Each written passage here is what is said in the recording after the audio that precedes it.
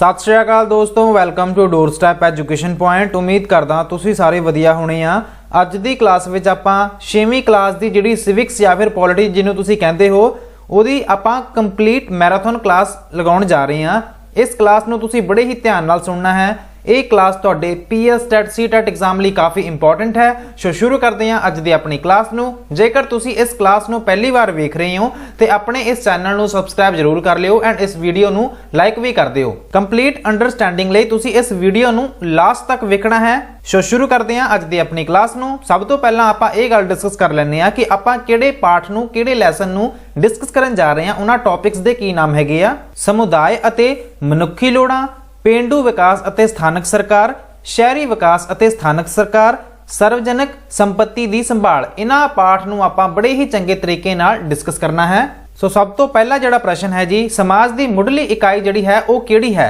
कि वो परिवार है या फिर शहर है? इत्थे परिवार ते टिक लगी हुई है। सो तुहानूं इस गल दा पता लग गया होना कि समाज दी जिहड़ी सब तो छोटी यूनिट हुंदी है जी उहनूं आपां परिवार दा नाम दिन्ने आ। समाज दा जिहड़ा कह सकते हैं कि परिवार तो ही समाज बनता है। सो ये सब तो जिहड़ी छोटी इकाई हुंदी है उहनूं आपां परिवार दा नाम दिन्ने आ। मनुख एक समाजिक प्राणी क्यों है? प्रश्न 2 दे विच पूछा जा रहा है। ऑप्शनां दित्तियां होईयां, मनुख इकल्ला रह सकता है या फिर मनुख इकल्ला नहीं रह सकता। आपां फिर ही मनुख नूं समाजिक प्राणी कहने आ क्योंकि जिहड़ा मनुख है वो कल्ला नहीं रह सकता। जेकर आपां तुहानूं कल्ले नूं छड्ड दांगे बिना परिवार तो की तुसीं रह सकदे हो? बिल्कुल नहीं रह सकते। हालांकि ये सारे क्वेश्चन काफ़ी बेसिक ने बट तुहाडी बेसिक अंडरस्टैंडिंग लई ये सारियां चीज़ां बहुत इंपॉर्टेंट ने। तीसरा प्रश्न वेखो जी, सभ्याचार सांझ नाल किहड़ी भावना पैदा हुंदी है? सभ्याचार कह सकते हैं कि सांझ नाल की देश भगती की भावना पैदा होएगी या फिर फिरकू भावना पैदा हुंदी है। सो सभ्याचारक सांझ नाल देश भगती की भावना पैदा हुंदी है। अगे प्रश्न वेखो जी, सब तो पहला मनुख ने प्राचीन समय विच किहड़े पदार्थ दे हथियार बनाए? प्राचीन समय विच लोकां द्वारा मनुखां द्वारा पत्थर दे हथियार बनाए गए सीगे। हेठ लिखे प्रश्नों के उत्तर दिओ। मनुख नूं समाजिक प्राणी क्यों कहा जाता है? सारे मनुख अपनियां लोड़ां अते एक दूजे ते निर्भर करते हैं। मनुख इकल्ला नहीं रह सकता, इसलिए मनुख नूं समाजिक प्राणी कहा जाता है। दूसरा प्रश्न वेखो जी, समाज दी मुढ़ली इकाई किहड़ी है? समाज दी मुढ़ली इकाई हुणे आपां पढ़ के आए सीगे कि परिवार नूं आपां समाज दी मुढ़ली इकाई दा नाम दिन्ने आ। अगला प्रश्न वेखो जी, कबीले दे अते शहरी जीवन विच की अंतर है? कबीले दे लोग अपनियां जरूरतां लई एक थां तो दूसरी थां घुमदे रहंदे हन। शहरी लोक दा जिहड़ा जीवन हुंदा है वो बड़ा ही गुंझलदार बड़ा ही कंपलैक्स हुंदा है। उन्हां दीयां जरूरतां कबीले दे लोकां नालों ज़्यादा हुंदियां हन क्योंकि कबीले दे लोग लिमिटेड चीज़ां विच गुजारा कर लैंदे हन। शहरी जिहड़े लोग हुंदे ने जी उन्हां दीयां जिहड़ियां जरूरतां हुंदियां ने वो कबीले वाले लोकां दे कंपैरिजन ज़्यादा हुंदियां ने। अगे प्रश्न वेखो, समाज मनुख लई क्यों जरूरी है? मनुख समाज विच ही रहिंदा हैगा। असीं समाज विच रहण लई आपां नूं की चाहीदा है जी? आपां नूं समाज चाहीदा है। अपनी सुरक्षा लई मनुख नूं समाज दी लोड़ है। अपनियां लोड़ां दी पूर्ति लई मनुख नूं समाज दी लोड़ है। समाज विच मनुख अपने विचारां अते ज्ञान दा आदान प्रदान करदा है। कुदरती वातावरण अते संखेप नोट लिखो। कुदरती वातावरण ते आपां लिखना हैगा जी, एक नोट लिखना है। कुदरती वातावरण तो भाव मनुख अते दूसरे जीवां दे आले दुआले ते उस वातावरण तो है जो कुदरत ने पैदा किया है। शुरू विच मनुख पूर्ण रूप विच कुदरती साधना ते ही निर्भर सी। वो गुफावां विच रहिंदा सी अते शिकार करके अपना पेट भरदा सी। अग, तांबा, कांसा अते लोहा आदि कुदरती साधनां दी खोज ने उसदे जीवन नूं गति दे दी है। भाव यह कि जिवें जिवें अग की खोज हुई, तांबे की खोज हुई, कांसे की खोज हुई, ये सारियां धातां ने जी इन्हां दी कह सकते हैं कि इन्वेंशन दे नाल डिस्कवरी दे नाल उन्हां दी जिहड़ी स्पीड सीगी मनुखी जीवन दी उहनूं स्पीड मिली काफ़ी। अगे प्रश्न वेखो जी, मनुख दा बाकी संजीवां तो की अंतर है? बाकी जिहड़े जीव जंतु हैगे ने जी मनुख दा जीवन किवें अंतर है जी? मनुख कोल सारे जीवां तो वध अकल हैगी है। अपने कोल अकल है, दूसरे जीवां कोल मनुख वर्गी सोचण शक्ति नहीं हुंदी। खाली थावां भरो। खाली थावां विच वेखदे हां जी, प्राचीन समय विच डैश भारती लोग पिंडां विच रहिंदे सीगे। पुराने समय की जदों आपां गल करदे हां ना ते 90% लोग पिंडां विच रहिंदे हुंदे सीगे, रूरल एरिया विच रहिंदे सी। शहरी जनसंख्या दिन ब दिन की करदी जा रही है जी? वधदी जा रही है।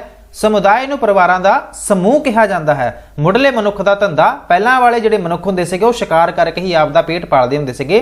परिवार समाज की सब तो मुढ़ली इकाई हैगी है। ਅੱਗੇ ਵੇਖੋ ਜੀ, ਭਾਰਤ ਨੂੰ ਅਨੇਕਤਾ ਵਿੱਚ ਏਕਤਾ ਵਾਲਾ ਦੇਸ਼ ਕਿਹਾ ਜਾਂਦਾ ਹੈ। ਸੋ ਇਹ ਗੱਲ ਬਿਲਕੁਲ ਸਹੀ ਹੈਗੀ ਹੈ ਜੀ। ਐਂਡ ਜੇਕਰ ਆਪਾਂ ਗੱਲ ਕਰੀਏ ਕਸ਼ਮੀਰ ਅਤੇ ਰਾਜਸਥਾਨ ਦੀ ਜਲਵਾਯੂ ਇੱਕੋ ਜਿਹਾ ਹੈ, ਸੋ ਬਿਲਕੁਲ ਨਹੀਂ। ਕਸ਼ਮੀਰ ਵਿੱਚ ਜ਼ਿਆਦਾ ਠੰਡ ਹੁੰਦੀ ਹੈ, ਰਾਜਸਥਾਨ ਵਿੱਚ ਬਹੁਤ ਜ਼ਿਆਦਾ ਗਰਮੀ ਪੈਂਦੀ ਹੈ। ਸੋ ਇਹ ਜਵਾਬ ਗਲਤ ਹੈ ਜੀ। ਹਰ ਮਨੁੱਖ ਆਪਣੇ ਸਮੁਦਾਇ ਦਾ ਮਹੱਤਵਪੂਰਨ ਹਿੱਸਾ ਹੈ। ਸੋ ਇਹ ਗੱਲ ਬਿਲਕੁਲ ਠੀਕ ਲਿਖੀ ਹੈ। ਮਨੁੱਖ ਇਕੱਲਾ ਰਹਿ ਸਕਦਾ ਹੈ, नहीं रह सकता मनुख इकल्ला। सो ये जवाब हो गया जी गलत। खेतीबाड़ी धंधे नाल पिंडां दा विकास होया। सो ये गल भी ठीक लिखी हुई है। अगे वेखदे हां जी अगला जिहड़ा पाठ है पेंडू विकास अते स्थानक सरकार दी आपां गल करन जा रहे हां। ग्राम पंचायत, पंचायत समिति अते जिला परिषद दी चोण लड़न लई घट तो घट उम्र किन्नी होनी चाहिदी है।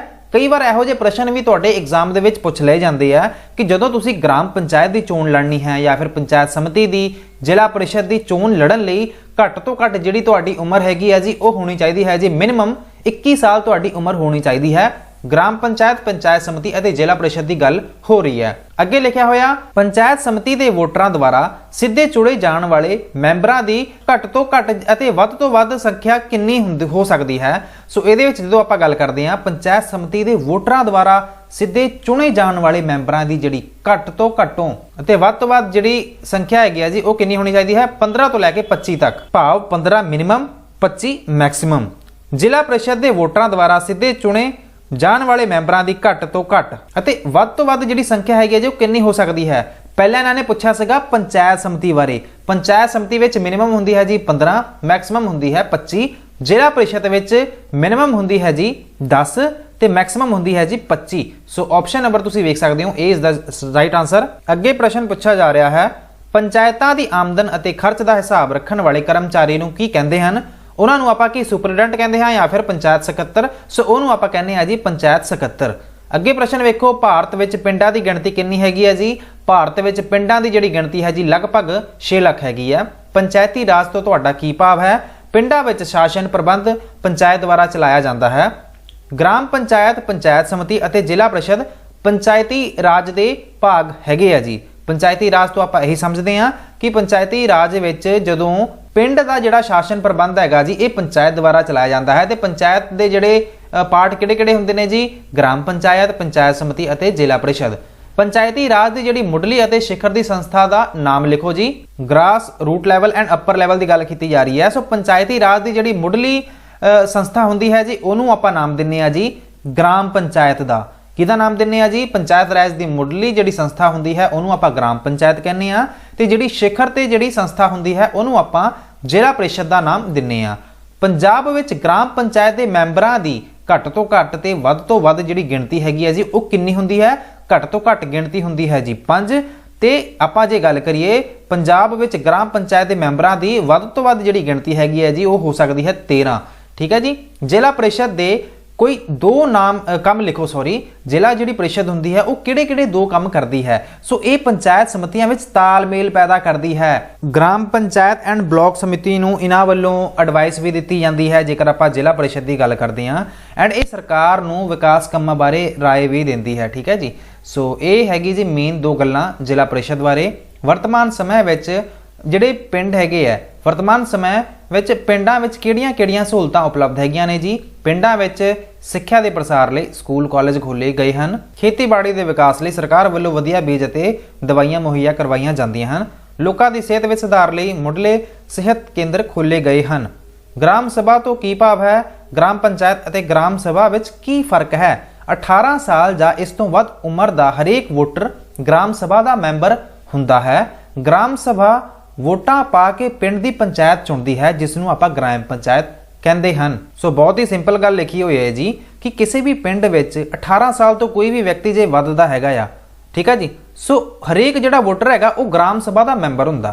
बट ग्राम सभा ने वोटां पा के पिंड की जिहड़ी पंचायत हुंदी आ उहनूं चुनदे आ ते इहनूं ही आपां ग्राम पंचायत का नाम दिंदे आ। पंचायत समिति का सब तो महत्वपूर्ण काम किहड़ा है? ग्राम पंचायतां लई सब जरूरी नियम बनाउणा। पंचायत समिति का सब तो महत्वपूर्ण काम की है जी कि ग्राम पंचायतां लई जरूरी नियम बनाउणा। ठीक है जी। अगे वेखो खाली थावां हैगियां आ कि भारत विच किन्ने राज हैगे आ जी। इहदे बारे आपां कल भी डिस्कस कीता सीगा कि अपने पंजाब विच सॉरी अपने भारत विच तुहानूं 28 जिहड़े राज ने जी ये वेखण नूं मिलदे हैगे आ। 28 की हैगे जी राज हैगे आ ते तुहानूं जिहड़े 8 केंद्री शासित जिहड़े प्रदेश हैगे आ ये तुहानूं वेखण नूं मिलदे आ। पंचायत समिति पंचायत राज दी विचकार दी संस्था है। ग्राम पंचायत दा अते पंचायत समिति का जिहड़ा कार्यकाल हुंदा है जी वो 5 साल का हुंदा है। पंजाब राज विच किन्ने जिला परिषद हैगे आ जी?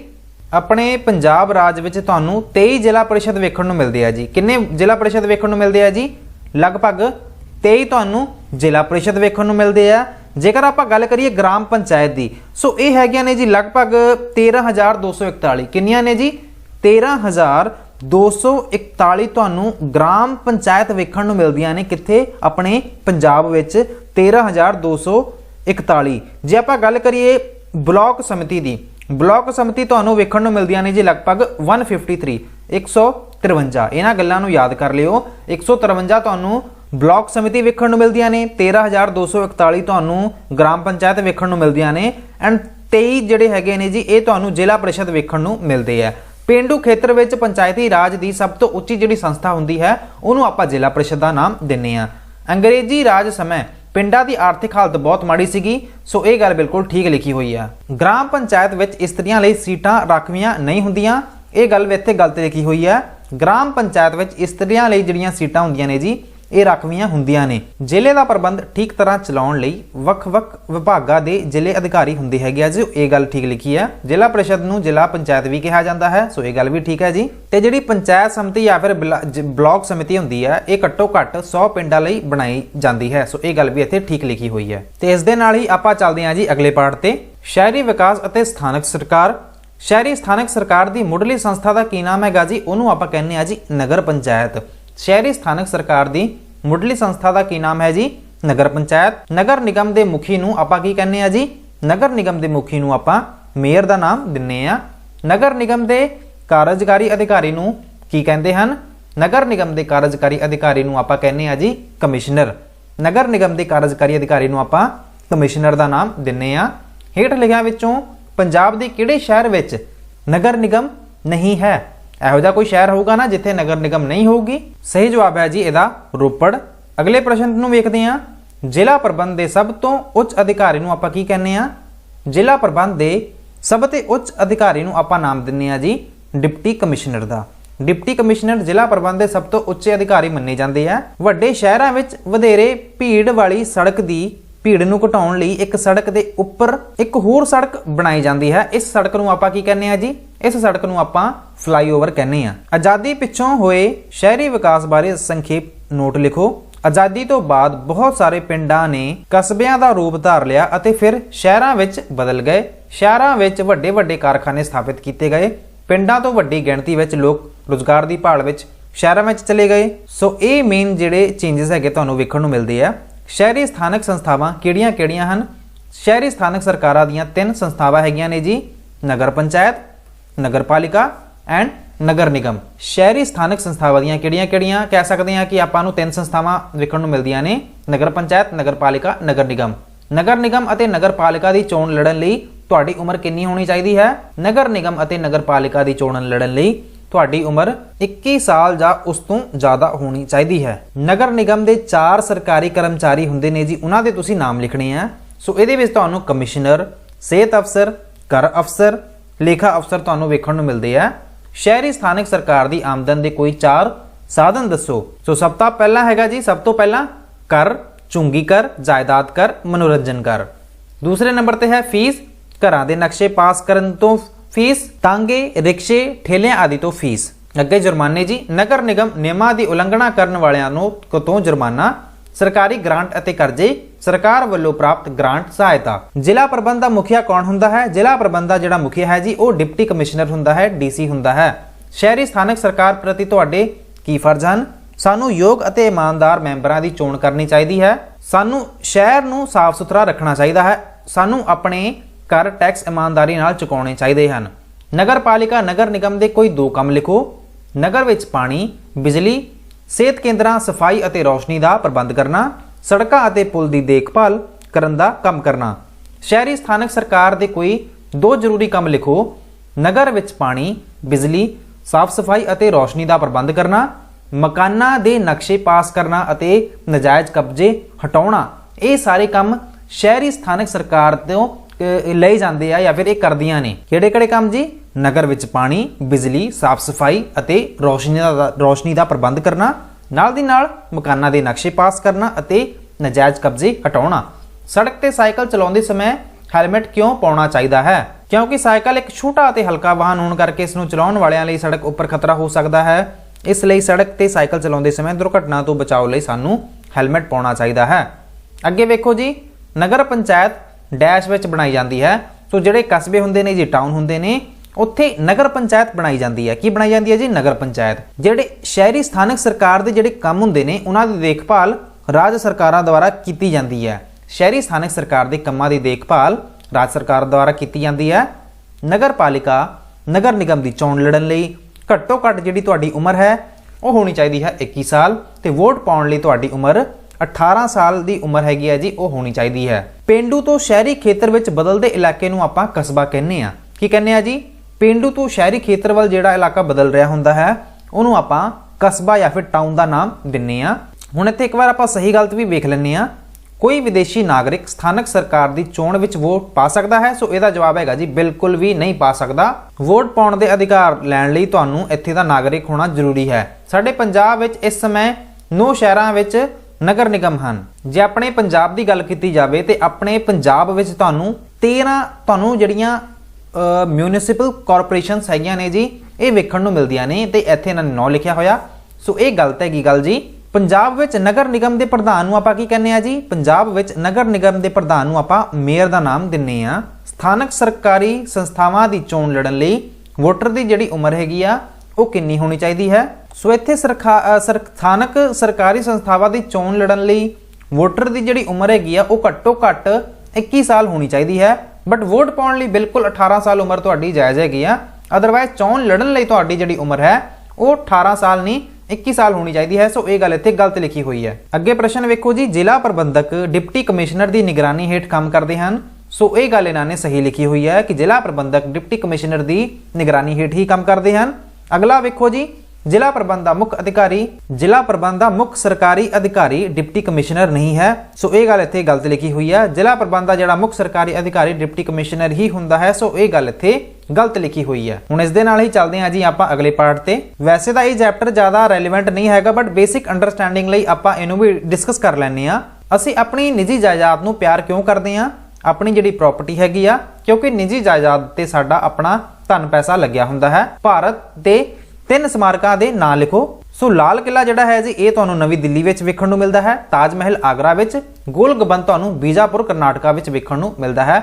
ਗੋਲ ਗੰਬਦ ਕਿੱਥੇ ਹੈ ਜੀ? ਬੀਜਾਪੁਰ ਕਰਨਾਟਕ ਵਿੱਚ। 2 ਤਰ੍ਹਾਂ ਦੀ ਸਾਰਵਜਨਿਕ ਸੰਪत्ति ਦੇ ਨਾਮ ਲਿਖੋ। ਸਾਰਵਜਨਿਕ ਸੰਸਥਾ ਸੇਵਾਵਾਂ ਤੇ ਦੂਜੀ ਹੈ ਜੀ ਇਤਿਹਾਸਿਕ ਇਮਾਰਤਾਂ। ਲੋਕ ਉਪਯੋਗੀ ਸੇਵਾਵਾਂ ਤੋਂ ਤੁਸੀਂ ਕੀ ਸਮਝਦੇ ਹੋ? ਕੋਈ ਤਾਂ ਉਦਾਹਰਨਾਂ ਦਿਓ। ਉਹ ਸੇਵਾਵਾਂ ਜੋ ਸਰਕਾਰ ਦੁਆਰਾ ਸਾਰੇ ਲੋਕਾਂ ਦੇ ਉਪਯੋਗ ਲਈ ਦਿੱਤੀਆਂ ਜਾਂਦੀਆਂ ਹਨ ਲੋਕ ਉਪਯੋਗੀ ਸੇਵਾਵਾਂ ਕਹਾਉਂਦੀਆਂ ਹਨ, ਜਿਵੇਂ ਸਕੂਲ ਹੋ ਗਏ ਜੀ, ਹਸਪਤਾਲ ਹੋ ਗਏ, ਬੱਸਾਂ, ਗੱਡੀਆਂ, ਬਾਗ, ਪਾਰਕ ਆਦਿ। ਸਾਰਵਜਨਿਕ ਸੰਪत्ति ਕੀ ਹੈ? ਇਸ ਨੂੰ ਸੰਭਾਲਣਾ ਕਿਸ ਦੀ ਜ਼ਿੰਮੇਵਾਰੀ ਹੈ? ਸਾਰਵਜਨਿਕ ਸੰਪत्ति ਤੋਂ ਭਾਵ ਸਾਰਿਆਂ ਦੀ ਸਾਂਝ ਸੰਪत्ति ਤੋਂ ਹੀ ਹੈ। ਸਾਰਿਆਂ ਦੀ ਜਿਹੜੀ ਸਾਂਝੀ ਸੰਪत्ति ਹੁੰਦੀ ਹੈ ਉਹਨੂੰ ਹੀ ਆਪਾਂ ਸਾਰਵਜਨਿਕ ਸੰਪत्ति ਕਹਿੰਦੇ ਆ। ਇਸ ਨੂੰ ਸੰਭਾਲਣਾ ਸਾਡੀ ਸਭ ਦੀ ਜ਼ਿੰਮੇਵਾਰੀ ਹੈ। ਲੋਕ ਸਾਂਝੀ ਸੰਪत्ति ਦਾ ਦੁਰਉਪਯੋਗ ਕਿਵੇਂ ਕਰਦੇ ਹਨ? ਲੋਕ ਸਾਂਝੀਆਂ ਥਾਵਾਂ ਤੇ ਗੰਦਗੀ ਖਿਲਾਰ ਕੇ, ਬੱਸਾਂ, ਗੱਡੀਆਂ ਨੂੰ ਨੁਕਸਾਨ ਪਹੁੰਚਾ ਕੇ ਅਤੇ ਸੜਕਾਂ ਦੇ ਕਿਨਾਰੇ ਲੱਗੀਆਂ ਲਾਈਟਾਂ ਤੋੜ ਕੇ ਆਦਿ ਸਾਂਝੀ ਸੰਪत्ति ਦਾ ਦੁਰਉਪਯੋਗ ਕਰਦੇ ਹਨ। ਸਕੂਲਾਂ ਦੀ ਸੰਪत्ति ਕਿਸ ਦੇ ਪੈਸੇ ਤੋਂ ਬਣਾਈ ਜਾਂਦੀ ਹੈ? ਸਕੂਲਾਂ ਦੀ ਜਿਹੜੀ ਸੰਪत्ति ਹੈ ਸਰਕਾਰ ਦੇ ਪੈਸੇ ਤੋਂ ਬਣਾਈ ਜਾਂਦੀ ਹੈ। ਸਰਕਾਰ ਇਹ ਪੈਸਾ ਸਾਡੇ ਤੋਂ ਹੀ ਟੈਕਸ ਦੇ ਰੂਪ ਵਿੱਚ ਇਕੱਠਾ ਕਰਦੀ ਹੈ। ਇਸ ਤਰ੍ਹਾਂ ਸਕੂਲ ਦੀ ਸੰਪत्ति ਸਾਡੇ ਆਪਣੇ ਪੈਸੇ ਤੋਂ ਬਣਦੀ ਹੈ। ਨਿੱਜੀ ਅਤੇ ਸਾਰਵਜਨਿਕ ਸੰਪत्ति ਵਿੱਚ ਮੁੱਖ ਅੰਤਰ ਦੱਸੋ। ਨਿੱਜੀ ਸੰਪत्ति ਤੇ ਸਿਰਫ ਸਾਡਾ ਆਪਣਾ ਅਧਿਕਾਰ ਹੁੰਦਾ ਹੈ, ਜਦਕਿ ਜਿਹੜੀ ਸਾਰਵਜਨਿਕ ਸੰਪत्ति ਹੁੰਦੀ ਹੈ ਉਸ ਤੇ ਸਾਰਿਆਂ ਦਾ ਅਧਿਕਾਰ ਭਾਵ ਸਭ ਦੀ ਸਾਂਝੀ ਸੰਪत्ति ਹੁੰਦੀ ਹੈ। ਸਕੂਲ ਦੀ ਸੰਪत्ति ਪ੍ਰਤੀ ਸਾਡੀ ਕੀ ਜ਼ਿੰਮੇਵਾਰੀ ਹੈ? ਸਾਨੂੰ ਸਕੂਲ ਦੀ ਇਮਾਰਤ ਅਤੇ ਫਰਨੀਚਰ ਆਦਿ ਖਰਾਬ ਨਹੀਂ ਕਰਨਾ ਚਾਹੀਦਾ। ਸਕੂਲ ਜਿਹੜੇ ਹੈਗੇ ਨੇ ਜੀ ਇਹਦੇ ਵਿੱਚ ਸਾਨੂੰ ਸਫਾਈ ਰੱਖਣੀ ਚਾਹੀਦੀ ਹੈ। ਜਿਹੜੇ ਲਾਇਬ੍ਰੇਰੀਅਨ ਹੁੰਦੇ ਨੇ ਜੀ, ਲਾਇਬ੍ਰੇਰੀ ਦੀਆਂ ਜਿਹੜੀਆਂ ਕਿਤਾਬਾਂ ਹੁੰਦੀਆਂ ਨੇ ਉਹਨਾਂ ਨੂੰ ਸਾਂਭ ਕੇ ਰੱਖਣਾ ਚਾਹੀਦਾ ਹੈ।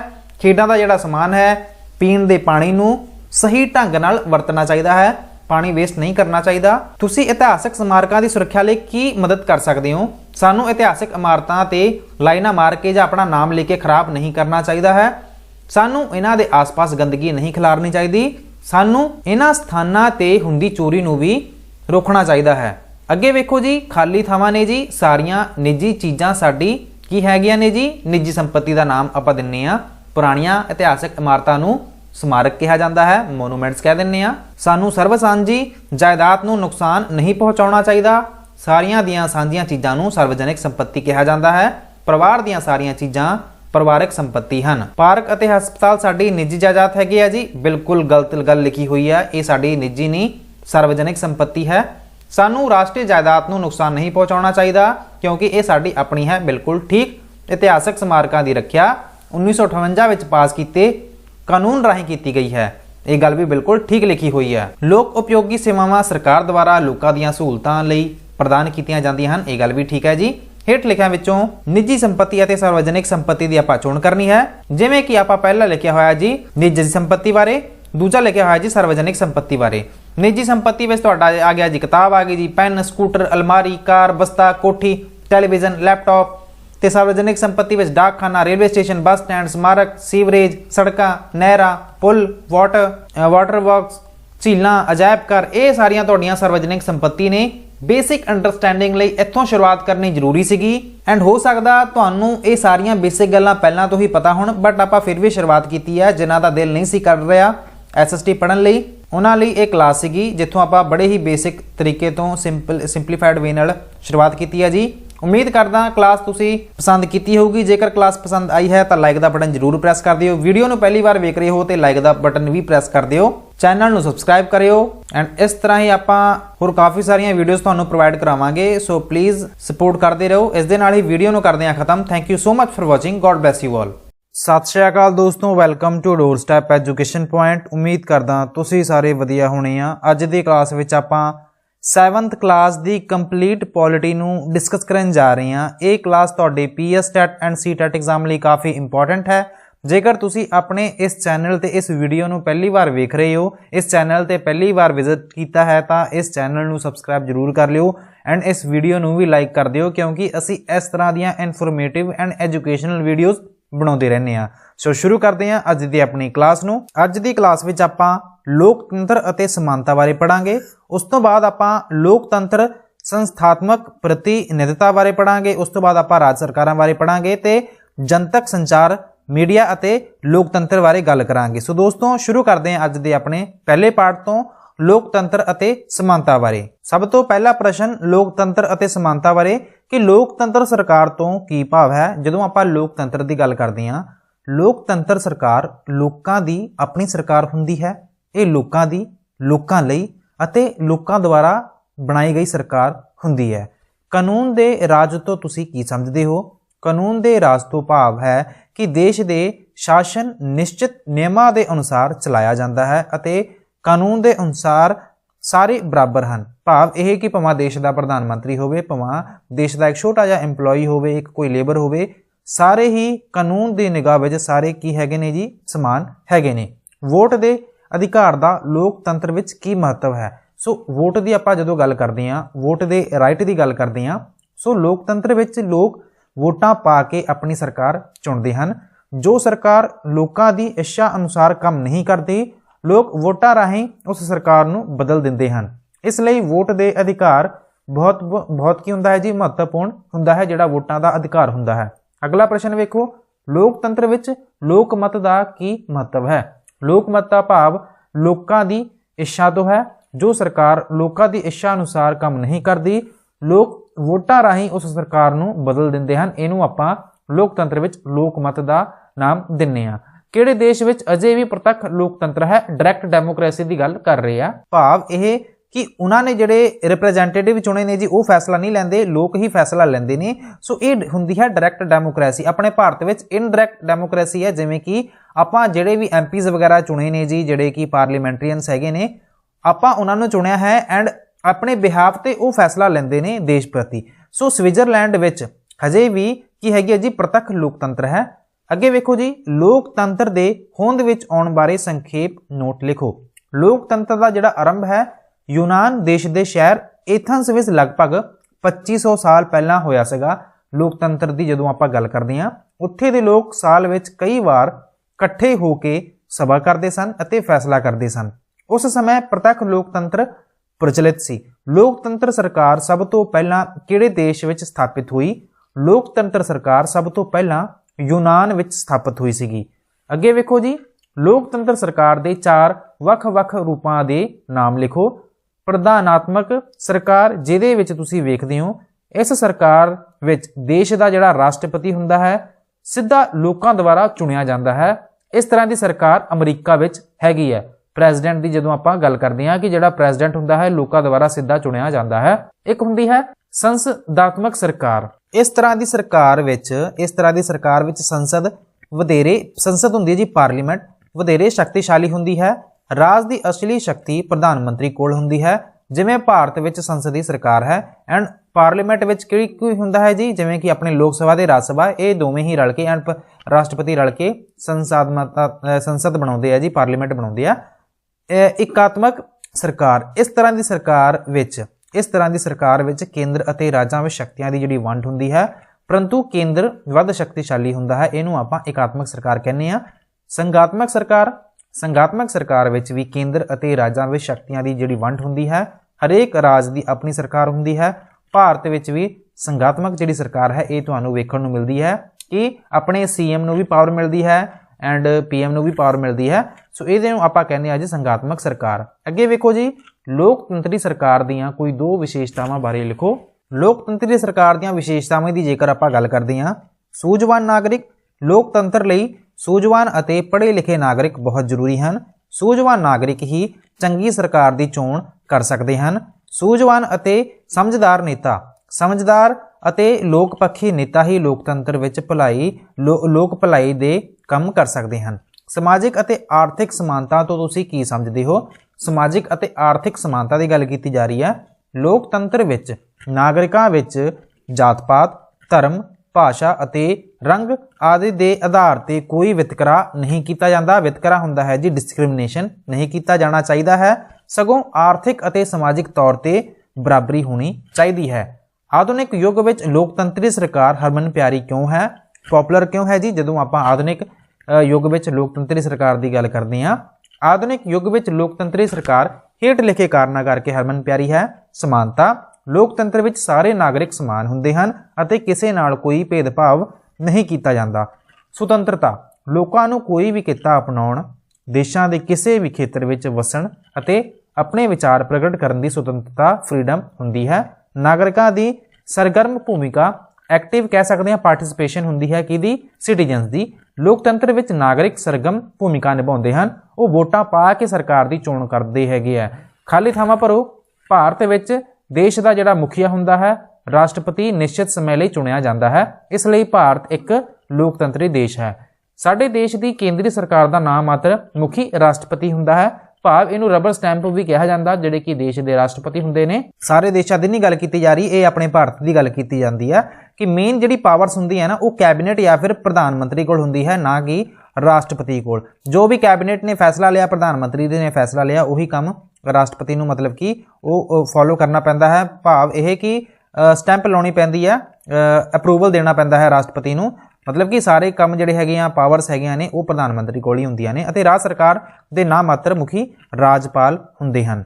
ਲੋਕਤੰਤਰ ਦਾ ਆਰੰਭ ਯੂਨਾਨ ਦੇ ਸ਼ਹਿਰ ਐਥਨਸ ਵਿੱਚ ਹੋਇਆ ਸੀਗਾ। ਸਵਿਟਜ਼ਰਲੈਂਡ ਹੀ ਅਜਿਹਾ ਦੇਸ਼ ਹੈ ਜਿੱਥੇ ਅਜੇ ਵੀ ਸਿੱਧਾ ਲੋਕਤੰਤਰ ਹੈਗਾ ਆ। ਕਿਹੜਾ ਕੰਟਰੀ ਹੈ? ਸਵਿਟਜ਼ਰਲੈਂਡ। ਲੋਕਤੰਤਰ ਦੇ ਮੁੱਢਲੇ ਆਦਰਸ਼ ਸਮਾਨਤਾ ਅਤੇ ਸੁਤੰਤਰਤਾ ਹਨ। ਭਾਰਤੀ ਇੱਕ ਲੋਕਤੰਤਰ ਗਣਰਾਜ ਹੈ। ਸੋ ਇਹ ਗੱਲ ਬਿਲਕੁਲ ਠੀਕ ਹੈਗੀ ਹੈ ਜੀ, ਭਾਰਤੀ ਇੱਕ ਲੋਕਤੰਤਰੀ ਗਣਰਾਜ ਹੈ। ਸਵਿਟਜ਼ਰਲੈਂਡ ਹੀ ਅਜਿਹਾ ਦੇਸ਼ ਹੈ ਜਿੱਥੇ ਅਜੇ ਵੀ ਸਿੱਧਾ ਲੋਕਤੰਤਰ ਹੈ। ਇਹ ਵੀ ਗੱਲ ਠੀਕ ਲਿਖੀ ਹੋਈ ਹੈ। ਸਾਡੇ ਦੇਸ਼ ਵਿੱਚ ਵੋਟ ਪਾਉਣ ਦਾ ਅਧਿਕਾਰ ਕੁਝ ਬਾਲਗਾਂ ਨੂੰ ਹੀ ਪ੍ਰਾਪਤ ਹੈ। ਬਿਲਕੁਲ ਨਹੀਂ ਜੀ, ਜਿਹੜੇ ਵੀ ਬਾਲਗ ਨੇ 18 ਸਾਲਾਂ ਤੋਂ ਵੱਧ ਨੇ ਜੀ, ਉਹਨਾਂ ਨੂੰ ਵੋਟ ਪਾਉਣ ਦਾ ਅਧਿਕਾਰ ਹੈਗਾ। ਲੋਕਤੰਤਰੀ ਦੇਸ਼ ਵਿੱਚ ਕਾਨੂੰਨ ਦਾ ਰਾਜ ਹੁੰਦਾ ਹੈ। ਬਿਲਕੁਲ ਠੀਕ ਹੈ ਜੀ। ਆਧੁਨਿਕ ਲੋਕਤੰਤਰ ਦੀ ਸਥਾਪਨਾ ਪਹਿਲਾਂ ਫਰਾਂਸ ਦੇਸ਼ ਵਿੱਚ ਹੋਈ ਸੀਗੀ। ਬਿਲਕੁਲ ਨਹੀਂ ਜੀ, ਯੂਰਪ ਦੇ ਕੁਝ ਦੇਸ਼ਾਂ ਵਿੱਚ ਹੋਈ ਸੀਗੀ, ਜਿਹਦੇ ਵਿੱਚ ਪਹਿਲਾਂ ਹੋਈ ਸੀਗੀ ਜੀ ਬ੍ਰਿਟੇਨ ਵਿੱਚ, ਉਸ ਤੋਂ ਬਾਅਦ ਕਹਿ ਸਕਦੇ ਹਾਂ ਕਿ ਫਰਾਂਸ ਵਰਗੇ ਦੇਸ਼ਾਂ ਵਿੱਚ ਹੋਈ ਸੀਗੀ। ਸੋ ਇਹ ਗੱਲ ਇੱਥੇ ਗਲਤ ਲਿਖੀ ਹੋਈ ਹੈ।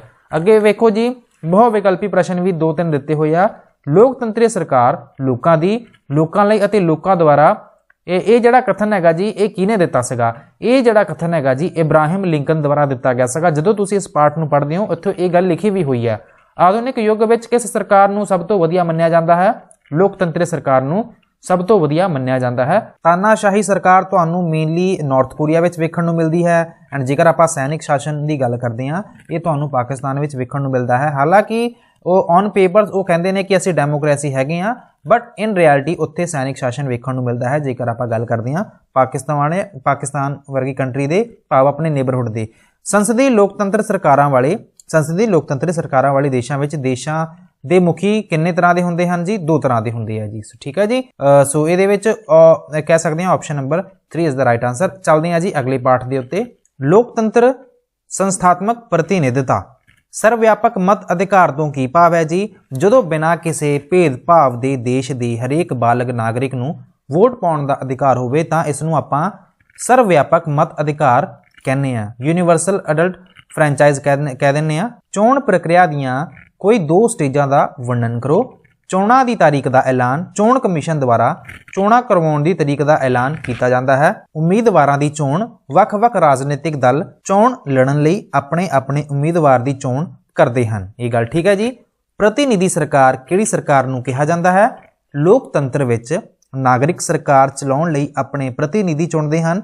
ਇਸ ਸਰਕਾਰ ਨੂੰ ਹੀ ਪ੍ਰਤੀਨਿਧੀ ਸਰਕਾਰ ਕਿਹਾ ਜਾਂਦਾ ਹੈ। ਲੋਕਤੰਤਰ ਵਿੱਚ ਪ੍ਰਤੀਨਿਧਤਾ ਦਾ ਕੀ ਮਹੱਤਵ ਹੈ? ਲੋਕਤੰਤਰ ਵਿੱਚ ਜਨਤਾ ਆਪਣੇ ਪ੍ਰਤੀਨਿਧਾਂ ਰਾਹੀਂ ਸ਼ਾਸਨ ਕਰਦੀ ਹੈ, ਕਿਉਂਕਿ ਦੇਸ਼ਾਂ ਦੀ ਜਨਸੰਖਿਆ ਜ਼ਿਆਦਾ ਹੋਣ ਕਾਰਨ ਸਾਰੀ ਜਨਤਾ ਸਿੱਧੇ ਤੌਰ ਤੇ ਸ਼ਾਸਨ ਨਹੀਂ ਚਲਾ ਸਕਦੀ, ਜਿਹਦੇ ਕਰਕੇ ਲੋਕਤੰਤਰ ਵਿੱਚ ਪ੍ਰਤੀਨਿਧਤਾ ਦਾ ਇਹ ਮਹੱਤਵ ਤੁਹਾਨੂੰ ਵੇਖਣ ਨੂੰ ਮਿਲਦਾ ਹੈ। ਭਾਰਤ ਵਿੱਚ ਵੋਟ ਪਾਉਣ ਦਾ ਅਧਿਕਾਰ ਕਿਸ ਨੂੰ ਹੁੰਦਾ ਹੈ? ਭਾਰਤ ਵਿੱਚ 18 ਸਾਲ ਜਾਂ ਇਸ ਤੋਂ ਵਧੇਰੇ ਉਮਰ ਦੇ ਹਰੇਕ ਔਰਤ ਮਰਦ ਨੂੰ ਵੋਟ ਪਾਉਣ ਦਾ ਅਧਿਕਾਰ ਹੈ। ਇਸ ਨੂੰ ਸਰਵ ਵਿਆਪਕ ਮਤ ਅਧਿਕਾਰ ਕਹਿੰਦੇ ਹਨ।